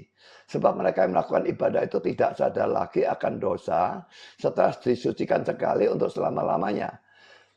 Tetapi justru oleh korban-korban itu setiap tahun orang diperingatkan akan adanya dosa. Sekarang perhatikan ayat 4 ini penekanan saya. Sebab tidak mungkin darah lembu jantan dan darah domba jantan menghapuskan dosa. Kenapa dalam PL dikatakan menghapuskan dosa? Di sini dikatakan tidak menghapuskan dosa. Kalau dalam PL itu, kalau domba korban itu dihubungkan dengan kematian Kristus di atas kayu salib, maka orang itu dianggap percaya pada Kristus, maka orang itu diampuni. Tapi kalau penyembelihan binatang itu dipisahkan dari penebusan Kristus, maka berlaku Ibrani 10 ayat 4 ini. Tidak mungkin darah lembu jantan atau darah domba jantan menghapuskan dosa. Bagaimana mungkin orang berdosa sembelih binatang lalu dosanya diampuni? Itu lagi-lagi hukum seremonial itu selalu tidak masuk akal. Nah, tapi antitipenya, penggenapannya, Kristus tersalib di atas kayu salib. Dan itu yang betul-betul memberikan pengampunan. Kan ayat 1-nya tadi mengatakan, dalam hukum Taurat hanya terdapat bayangan saja dari keselamatan yang akan datang.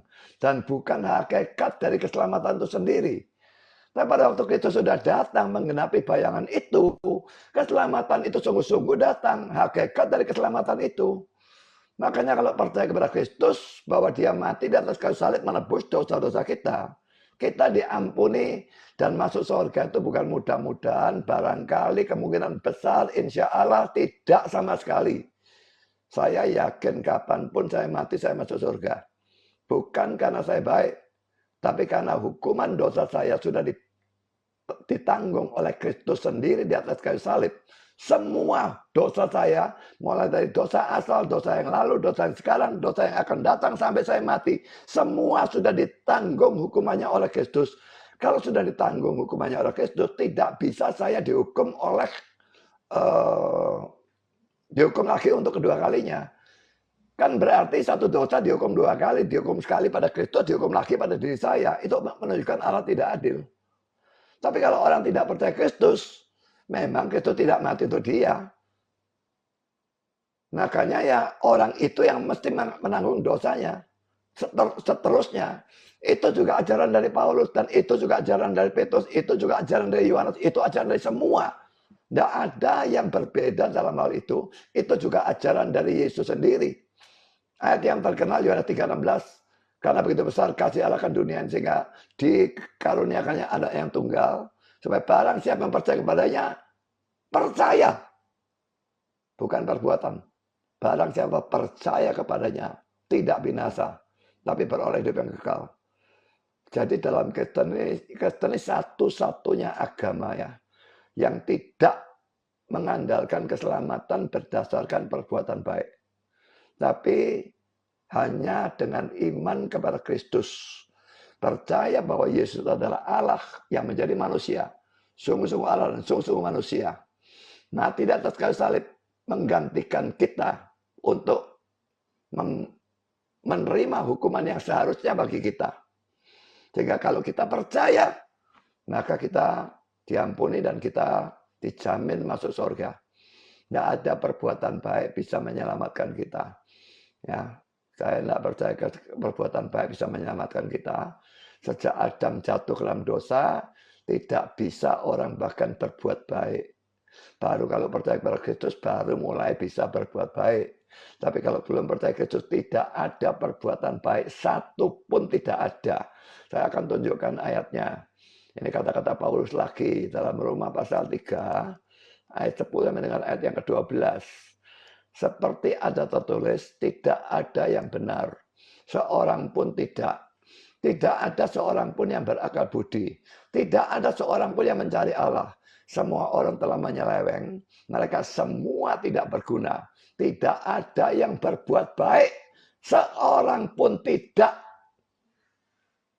Jadi kalau saudara mau masuk surga dengan perbuatan baik, pikirkan ayat ini saudara. Tidak bisa masuk surga dengan berbuat baik. Hanya dengan beriman kepada Kristus, percaya dia sebagai pengganti kita, menerima hukuman yang seharusnya bagi kita. Maka dengan iman saja kita diselamatkan. Dan itu memang ajaran Paulus, ajaran Yesus juga, ajaran semua rasul. Tidak ada yang berbeda dalam hal itu.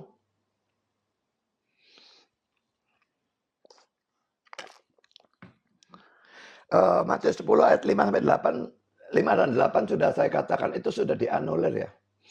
Itu berlaku sementara waktu murid-murid diutus. Hanya boleh nginjili orang Yahudi.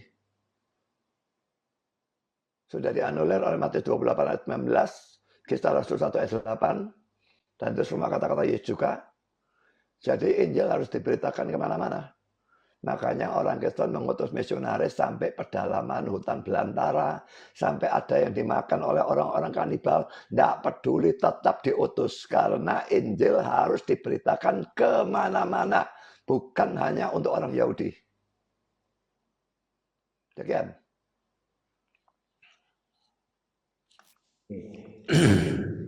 Jadi panjang lebar Pak Budi menerangkan poin pertama, ya, bahwa dia mengatakan yang diceritakan di dalam Mazmur 89:34 itu adalah tentang perjanjian, ya, bukan tentang hal yang lain gitu. Maka apakah Pak Budi sepakat kalau bahwa perjanjian itu tidak boleh dilanggar? Ya, Allah tidak akan melanggar perjanjiannya. Oke, maka kalau Allah tidak akan melanggar perjanjian tersebut, mari kita bahas, ya. Mari kita bahas tentang perjanjian, ya. Coba Pak Budi baca Kejadian 17 ayat 10. Kita bicara masuk tentang perjanjian dulu, yang Pak Budi anggap Kejadian 17 ayat 10. Apa dia isinya? Inilah perjanjianku yang harus kamu pegang, ya. Perjanjian antara aku dan kamu serta keturunanmu, yaitu setiap laki-laki di antara kamu harus disunat. Nah, kita sepakat tadi di dalam Mazmur, ya, yang tidak boleh dilanggar itu adalah perjanjian. Kita sudah sepakat antara saya dan Pak Budi. Nah, bagaimana ini? Bahwa dikatakan di dalam Kejadian 17 ayat 10 itu tidak boleh dihilangkan sunat itu, ya. Setiap laki-laki di antara kamu harus disunat. Nah, bagaimana Pak? Silakan Pak, kita bahas ini dulu satu-satu. Oke. Ini yang sukar bagi saya untuk menjelaskan kepada Muslim seperti tadi saya katakan ya. Dalam Kristen ini, dalam hermeneutik atau ilmu penafsiran Kristen ini ada yang disebut dengan istilah tipe ya. Bahasa Inggrisnya type ya. Jadi tipe ada antitipenya. Yang menjadi tipe itu bisa orang, bisa binatang, bisa benda, bisa suatu peristiwa, bisa macam-macam. Ya, menjadi tipe dan nanti ada antitipenya. Dan ini dua-dua betul-betul terjadi, betul-betul ada, ya. Jadi misalnya domba Paskah itu ya, itu menjadi tipe dari Kristus. Pak, kita lari ke sunat dulu Pak. Kita biar kita lari tentang sunat dulu sebagai bentuk perjanjian. Kan kita kita udah sepakat tadi. Ya, jangan khawatir, saya tidak akan lari dari sunat. Saya nanti akan kembali ke sana ya. Saya menjelaskan tipe karena sunat itu memang merupakan suatu tipe gitu loh. Jadi saya tidak bisa menjelaskan sunat sebelum saya menjelaskan tentang tipe ini.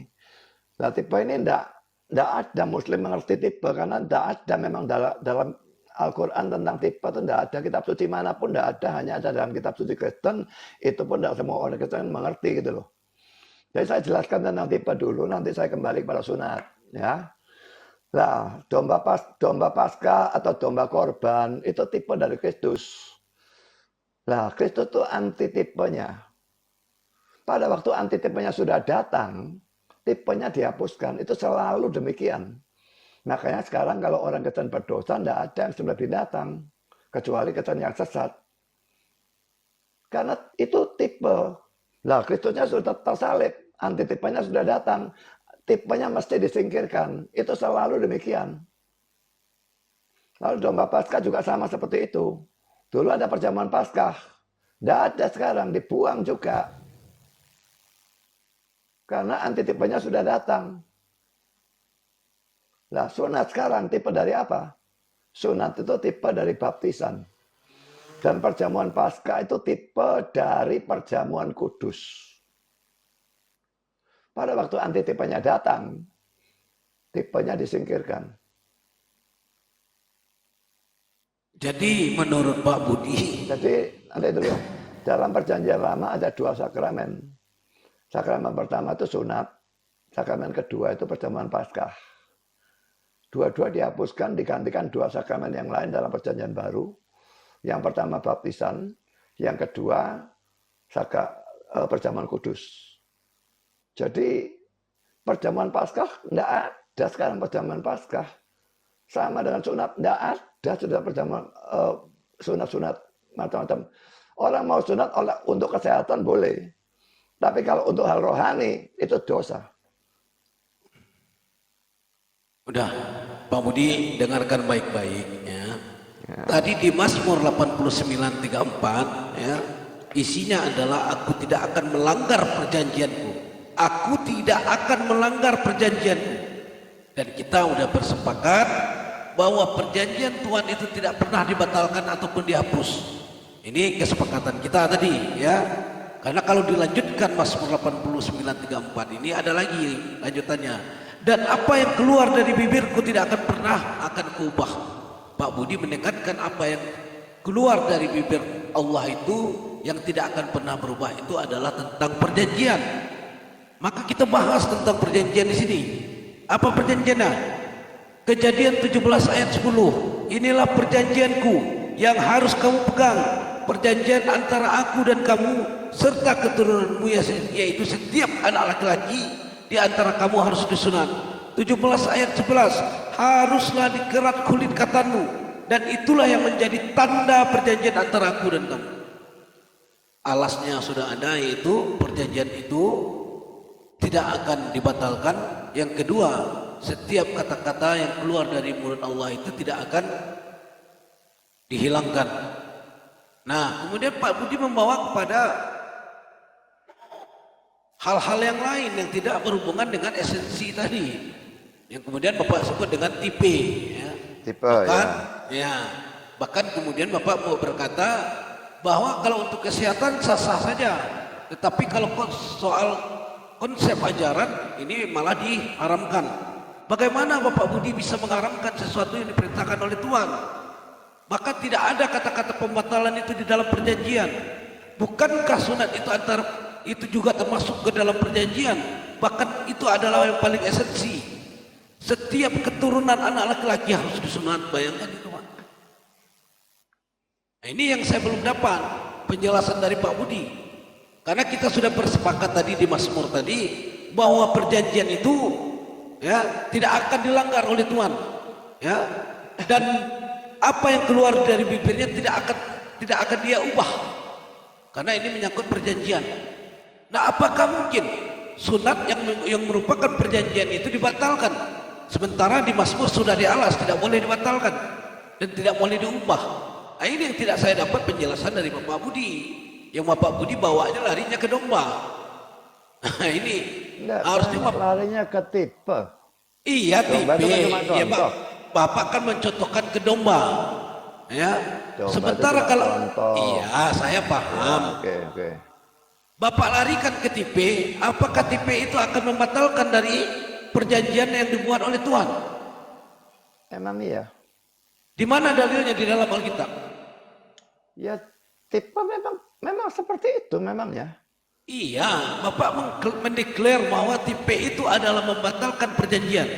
Saya tanya dalilnya di mana dalam Alkitab? Dalilnya makanya sunat sudah dihapuskan. Paulus bilang enggak sunat bersunat atau enggak bersunat enggak ada artinya. Itu dalilnya. Sunatnya digantikan oleh baptisan. Bapak, kita sudah sepakat tadi Jadi di Mazmur 89:34 kita sudah bersepakat. Dulu, iya. Ya ini Pak Budi saya rasa out of the track ini. Ya. Ya. Enggak. Bapak Budi tidak fokus. Sementara Bapak Budi sudah memulai narasi dari pertama bahwa Mazmur 89:34 itu adalah tentang perjanjian. Ketika saya pertanyakan apakah perjanjian itu akan berubah, Pak Budi tidak. Ya, Pak Budi menekankan tidak perjanjian. Bahkan tentang apa yang keluar dari bibir Allah itu tidak akan berubah. Itu pun Pak Budi masukkan ke dalam perjanjian. Ketika saya angkat masalah perjanjian sunat ini, tiba-tiba Pak Budi mengeluarkan statement lagi bahwa perjanjian itu kemudian dibatalkan dengan adanya TP. Maka saya pertanyakan lagi, TP ini dalilnya dari mana? Sehingga bisa membatalkan apa yang diucapkan oleh Tuhan, apa yang diperintahkan oleh Tuhan. Ya, padahal di dalam Mazmur jelas-jelas dikatakan perjanjian itu tidak akan batal dan apa yang keluar dari mulutku tidak akan kuubah. Bagaimana itu? Ini yang saya pertanyakan seharusnya. Yang Pak Budi harusnya jawab dengan jelas dan terang gitu. Sudah? Oke, silakan Pak. Ya, jangankan sunat ya. Ini kan sunat itu kan perjanjian Allah dengan keturunan Abraham. Ini maksudnya Israel kan ya. Jangankan sunatnya, bangsa Israel itu kan bangsa pilihan di dalam perjanjian lama kan. Tapi bangsa pilihan dalam urusan apa? Bangsa pilihan dalam urusan melahirkan Kristus nanti. Ya. Tapi waktu Kristusnya itu datang, mereka bahkan tidak percaya dan mereka bahkan membunuh Kristusnya. Tapi dosa mereka itu justru dibalikkan oleh Allah menjadi sesuatu yang sesuatu yang sangat bermanfaat untuk semua orang, karena dengan penebusan itu orang sekarang ada jalan keselamatan satu-satunya melalui Kristus untuk bisa masuk surga atau kembali kepada Tuhan, gitu ya. Jadi bangsa Israel itu sendiri itu sudah dibuang sebagai bangsa pilihan ya. Saya tidak percaya Israel sekarang ini masih bangsa pilihan. Mereka itu antikristus 99% mungkin. Dari waktu saya sekolah teologi ada satu orang Yahudi yang Kristen, dan waktu dia Kristen dia diusir dari keluarganya. Jadi Israel itu antikristus. Bagaimana mereka bisa dianggap bangsa yang diberkati? Kalau mereka menolak Kristus, yang ada adalah kutuk bagi mereka dan bukannya berkat. Saya tidak percaya mereka sekarang adalah bangsa pilihan. Memang dalam hal ini banyak orang Kristen yang tidak mengerti dan menganggap Israel sampai sekarang masih bangsa pilihan. Kalau dalam urusan Israel perang lawan Gaza dan sebagainya, mereka pro Israel karena Israel bangsa pilihan. Yang bilang masih pilihan itu siapa? Israel juga tipe dari gereja. Dengan gereja datang sebagai antitipenya, Israel bukan lagi bangsa pilihan, gereja ini yang orang pilihan. Jadi jangankan sunatnya, orang Israelnya saja sudah bukan bangsa pilihan, kok apanya masih perlu disunat dan sebagainya. Nah sekarang saya bacakan Kolose pasal 2 ayat 11 dan 12 ya. Dalam dia itu Yesus, kamu telah disunat. Bukan dengan sunat yang dilakukan oleh manusia, tapi dengan sunat Kristus yang terdiri dari penanggalan akan tubuh yang berdosa. Karena dengan dia kamu dikuburkan dalam baptisan. Dan di dalam dia kamu turut dibangkitkan juga oleh kepercayaanmu kepada kerja kuasa Allah yang membangkitkan dia dari antara orang mati. Ayat ini menunjukkan bahwa sunat itu sudah digantikan dengan sunat rohani dan digantikan dengan baptisan. Jadi memang Allah tidak akan melanggar perjanjiannya, kecuali kalau itu adalah suatu tipe. Karena tipe itu sebenarnya nubuat, dan pada waktu antitipenya datang selalu tipenya disingkirkan.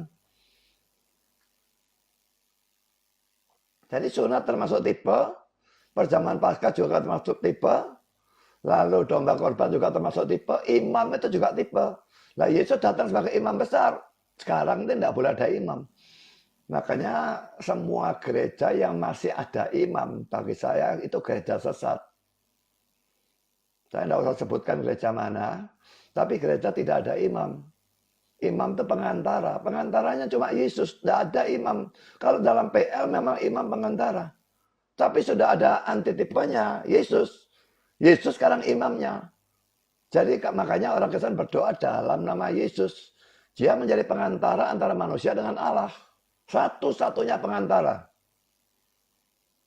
Jadi ini tipe dan antitipe yang saudara perlu mengerti. Sehingga ada pembatalan.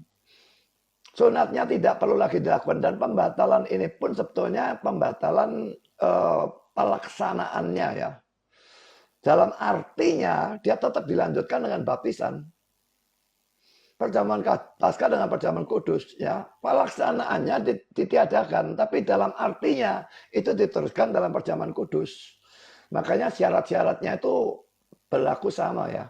Kalau dalam perjanjian lama itu orang yang belum disunat tidak boleh ikut perjamuan Paskah.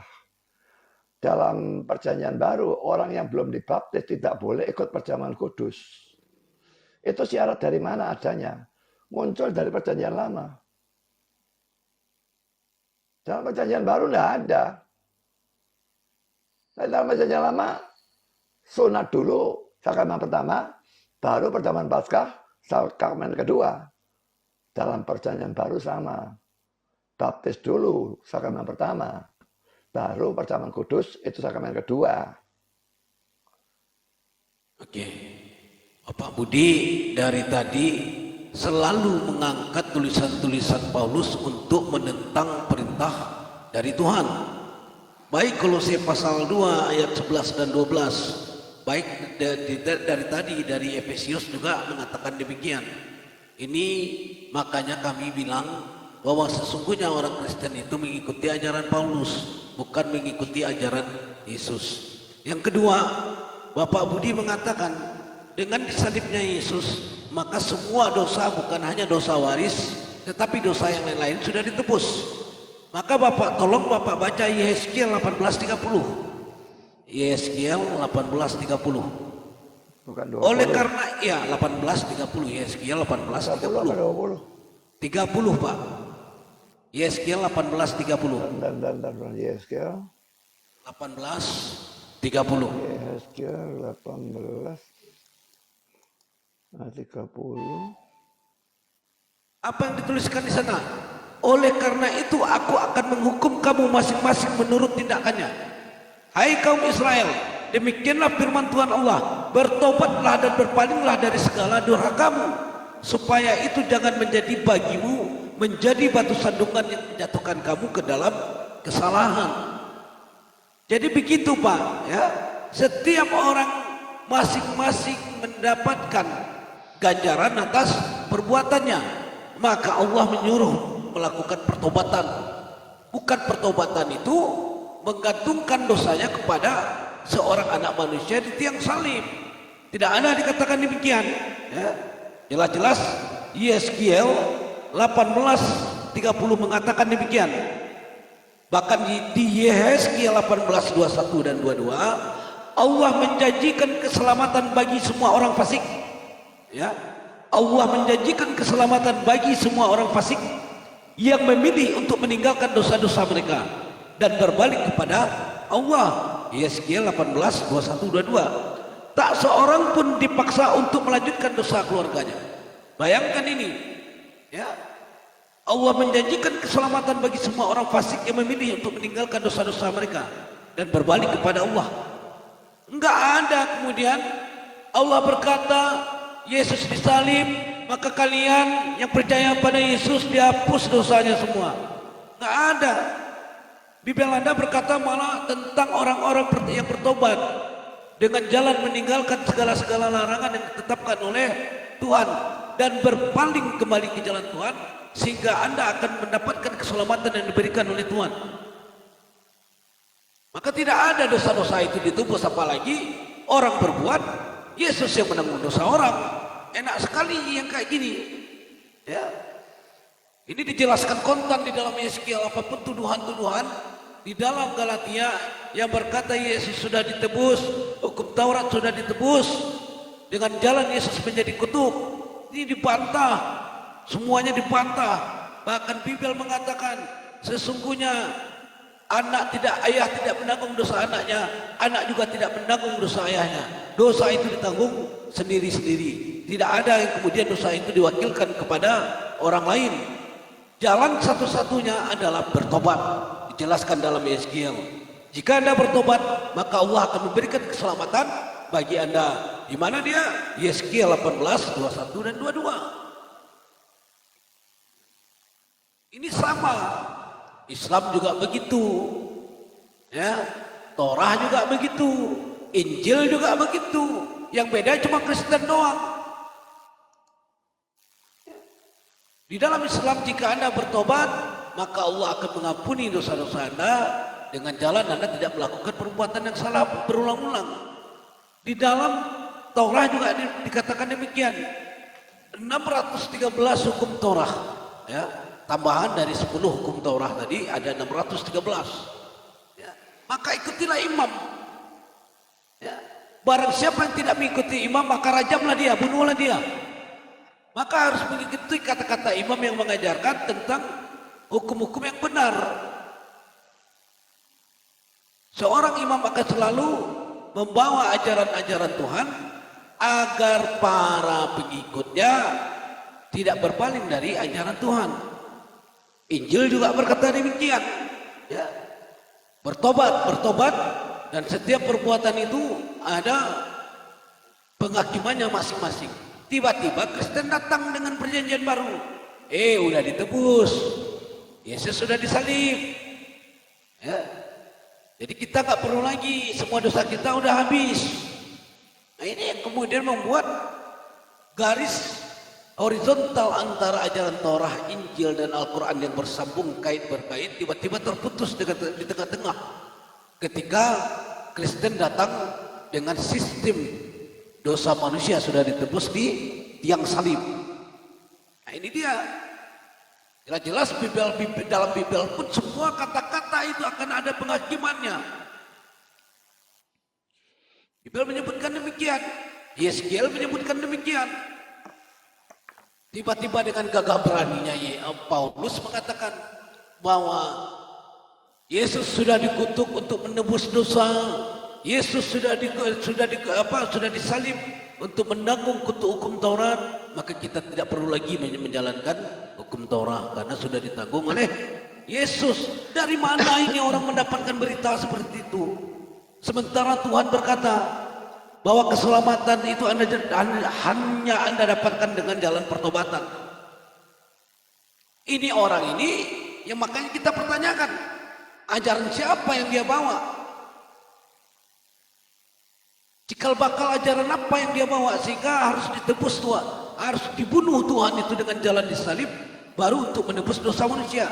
Bahkan ajaran pagan sekalipun, ajaran barbar sekalipun tidak pernah membunuh Tuhannya untuk menebus dosa umat manusia.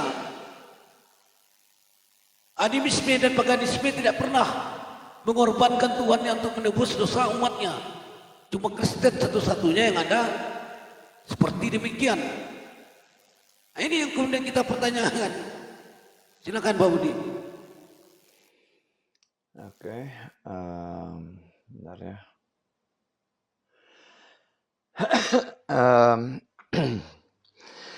Lagi-lagi tentang sunat ya, dikatakan itu ajarannya Paulus. Saya tadi sudah menunjukkan Paulus dan Rasul-Rasul sama dalam hal itu. Dan ini kelihatan di dalam Kisah Rasul pasal 15. Apa perlu saya bacakan lagi? Saya sudah ajaran Paulus saja, Kisah Rasul pasal 15 ini kan orang-orang yang Kristen sesat ini dalam ayat 1 mengatakan jikalau kamu tidak disunat menurut adat istiadat yang diwariskan Musa, kamu tidak dapat diselamatkan. Nah, Paulus dan Barnabas membantah dengan keras, akhirnya nanti sidang gereja Yerusalem. Nah, saudara berbaca sendiri ya, ayat 6 ini sidang gerejanya mulai terus dan seterusnya. Jelas sekali mereka memihak pada Paulus dan Barnabas. Jadi sudah tidak butuh lagi sunat, itu bukan ajaran Paulus saja, itu ajaran dari rasul-rasul yang lain juga. Lalu Yeskiel 18, 30, lalu 21, 22 atau ayat 20 dan sebagainya itu kata bertobat kok enak sekali gitu ya. Tidak usah bertobat, tidak usah hanya percaya Yesus masuk surga.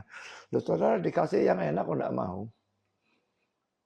Saya mau dikasih yang enak memangnya. Karena kalau enggak mau yang itu, bisa selamat. Teoretis bisa. Dengan mentaati hukum Taurat itu bisa selamat. Tapi harus taat sempurna. Itu bukan cuma sukar, itu mustahil. Kalau mari kita lihat Galatia pasal 3. Nah, lagi omongannya Paulus ya. Saya baca mulai ayat yang ke-10 ya. Karena semua orang yang hidup dari pekerjaan hukum Taurat berada di bawah kutuk. Jadi kalau orang mau hidup di bawah hukum Taurat itu ya, hidup dari pekerjaan hukum Taurat itu maksudnya dia itu mau selamat. Maaf Pendeta Buas, bisa nggak Anda membacakan itu sekalian ditampilkan karena di sini edukasi Saya biar nggak orang ngerti tahu. nampilkannya gimana. Saya pakai komputer ini. Ya, lanjut. Kalau mau ditampilkan pakai Zoom. Saya nggak ngerti kalau kayak gini kan nampilkannya gimana. Silakan Pak Budi. Ya, Galatia pasal 3 ayat 10 ya. Saya baca pelan-pelan aja ya.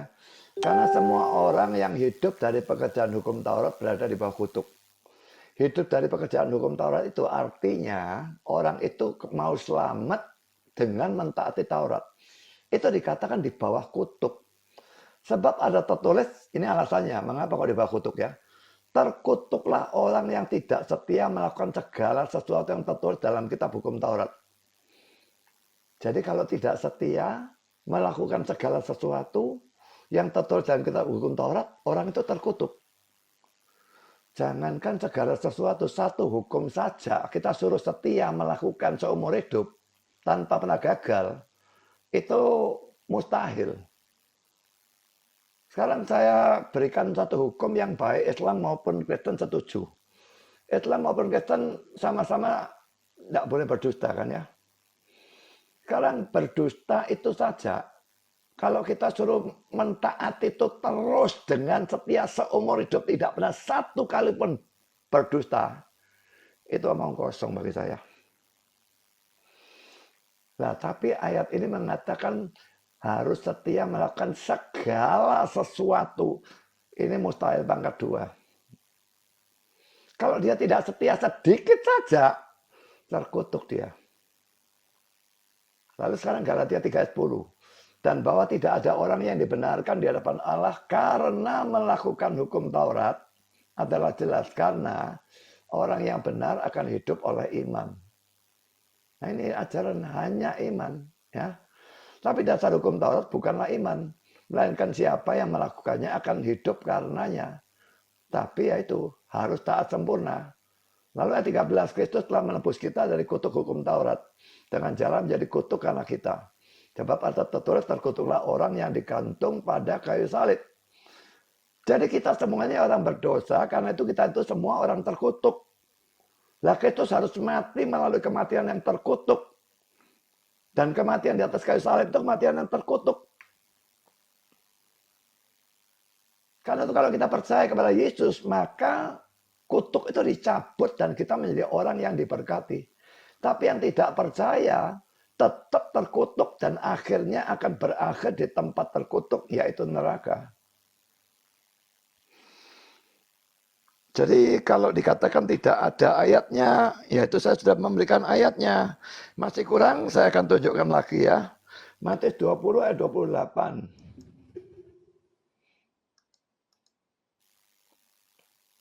Matius 20 ayat 28. Sama seperti anak manusia datang bukan untuk dilayani, melainkan untuk melayani dan untuk memberikan nyawanya menjadi tebusan bagi banyak orang. Ini kata-kata Yesus sendiri loh ya. Memberikan nyawanya menjadi tebusan bagi banyak orang. Saya berikan lagi Matius 26.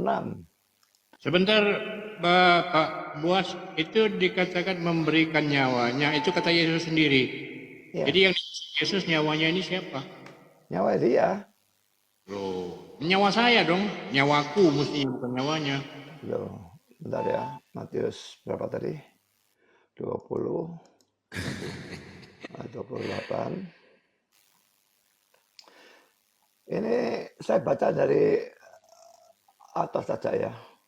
Berarti Mulai ayat bukan 26 ya.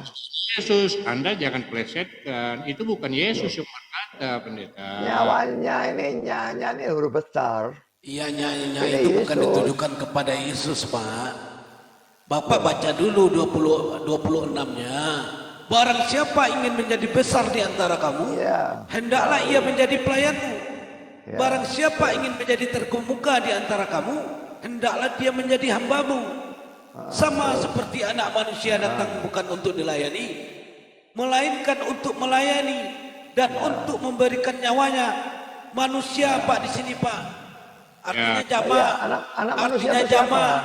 Jamaah. Jadi Pak, artinya, pendeta, Pak. itu bukan perkataan Yesus.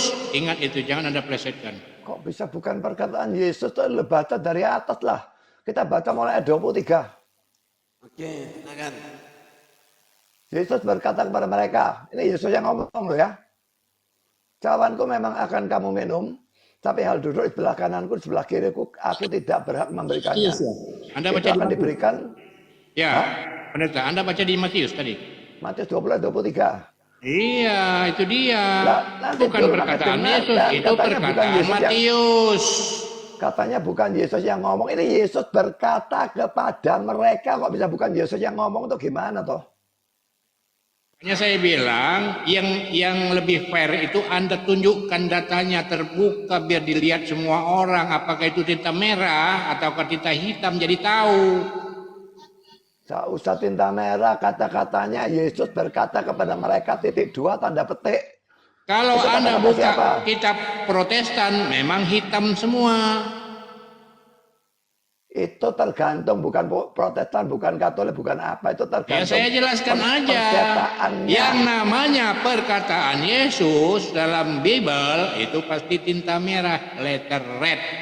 Itu Kamu tuh namanya. ngerti apa tentang Bibleku itu? Oke. Kamu tuh nggak ngerti. Oke, Tinta merah Anda itu sudah ada. terdesak, kemudian Anda mulai Ada berframing. yang memang seperti Tolonglah itu. tapi ya, tidak semua. pendeta.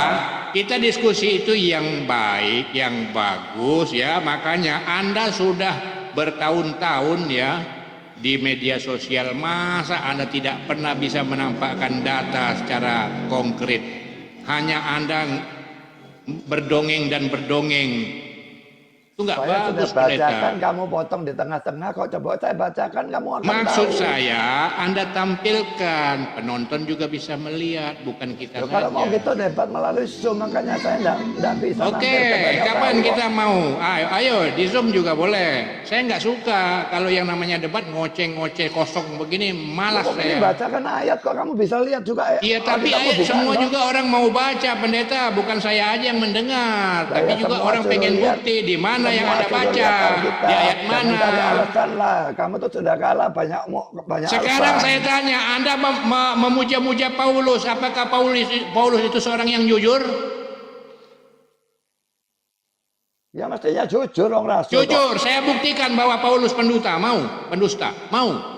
Ayat itu memang ayat sukar, tapi ayat itu bukan Sekarang maksudnya kalau seperti saya itu. tunjukkan, saya buktikan kalau Paulus itu pembohong, pendusta, penipu. Mau saya Kamu tunjukkan ayatnya.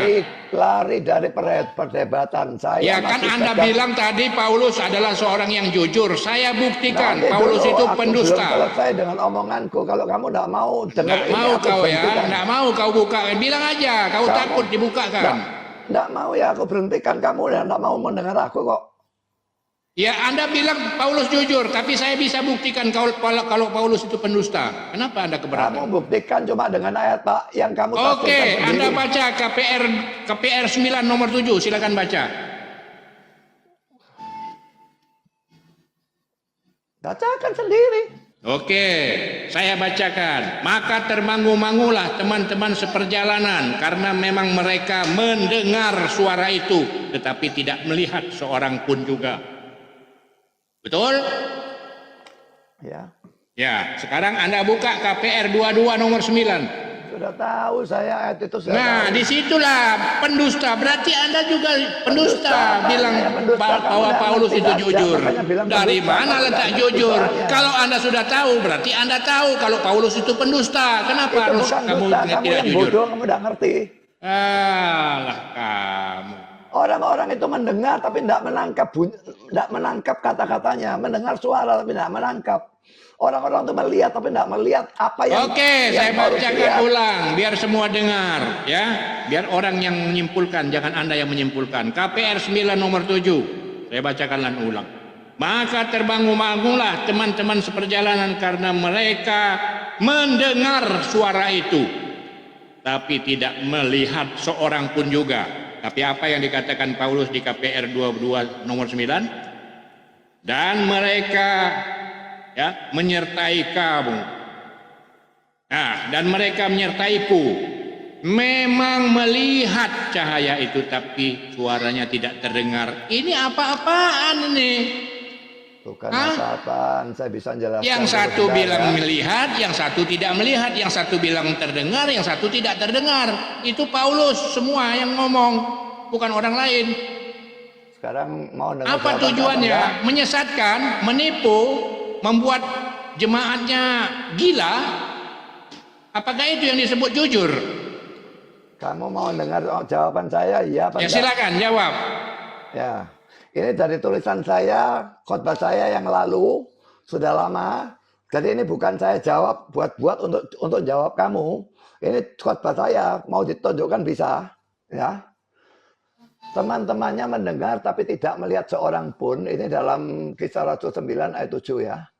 Maka termangu-mangulah teman-temannya seperjalanan karena mereka memang mendengar suara itu, tapi tidak melihat seorang juga pun. Ini kelihatannya bertentangan dengan Kisah Rasul 22 ayat 9. Jadi saya akui kelihatannya bertentangan ya. Kisah Rasul 22 ayat 9 berkata, dan mereka yang menyertai aku memang melihat cahaya itu, tapi suara dia yang berkata kepadaku tidak mereka dengar. Nah, sekarang bagaimana cara mengharmoniskan dua bagian yang kelihatan bertentangan? Penjelasannya, teman-temannya melihat terang, tetapi tidak melihat Yesus. Mereka mendengar suara, tapi tidak mendengar atau menangkap suara tersebut. Ya, jadi teman-temannya melihat terang itu pertama ya. Ini Tapi kan jelas ayat ini menjelaskan Kamu Paulus terlalu itu potong, pernah saya ketemu selesai. dengan Yesus. Kalau kamu Ya, potong, saya ingat berhenti ya, kata debat lah. Boas, Saya mau- biar kamu kamu debat sama jelas kamu. bahwa ini ayat Paulus ingin menegaskan kepada semua orang bahwa dia pernah melihat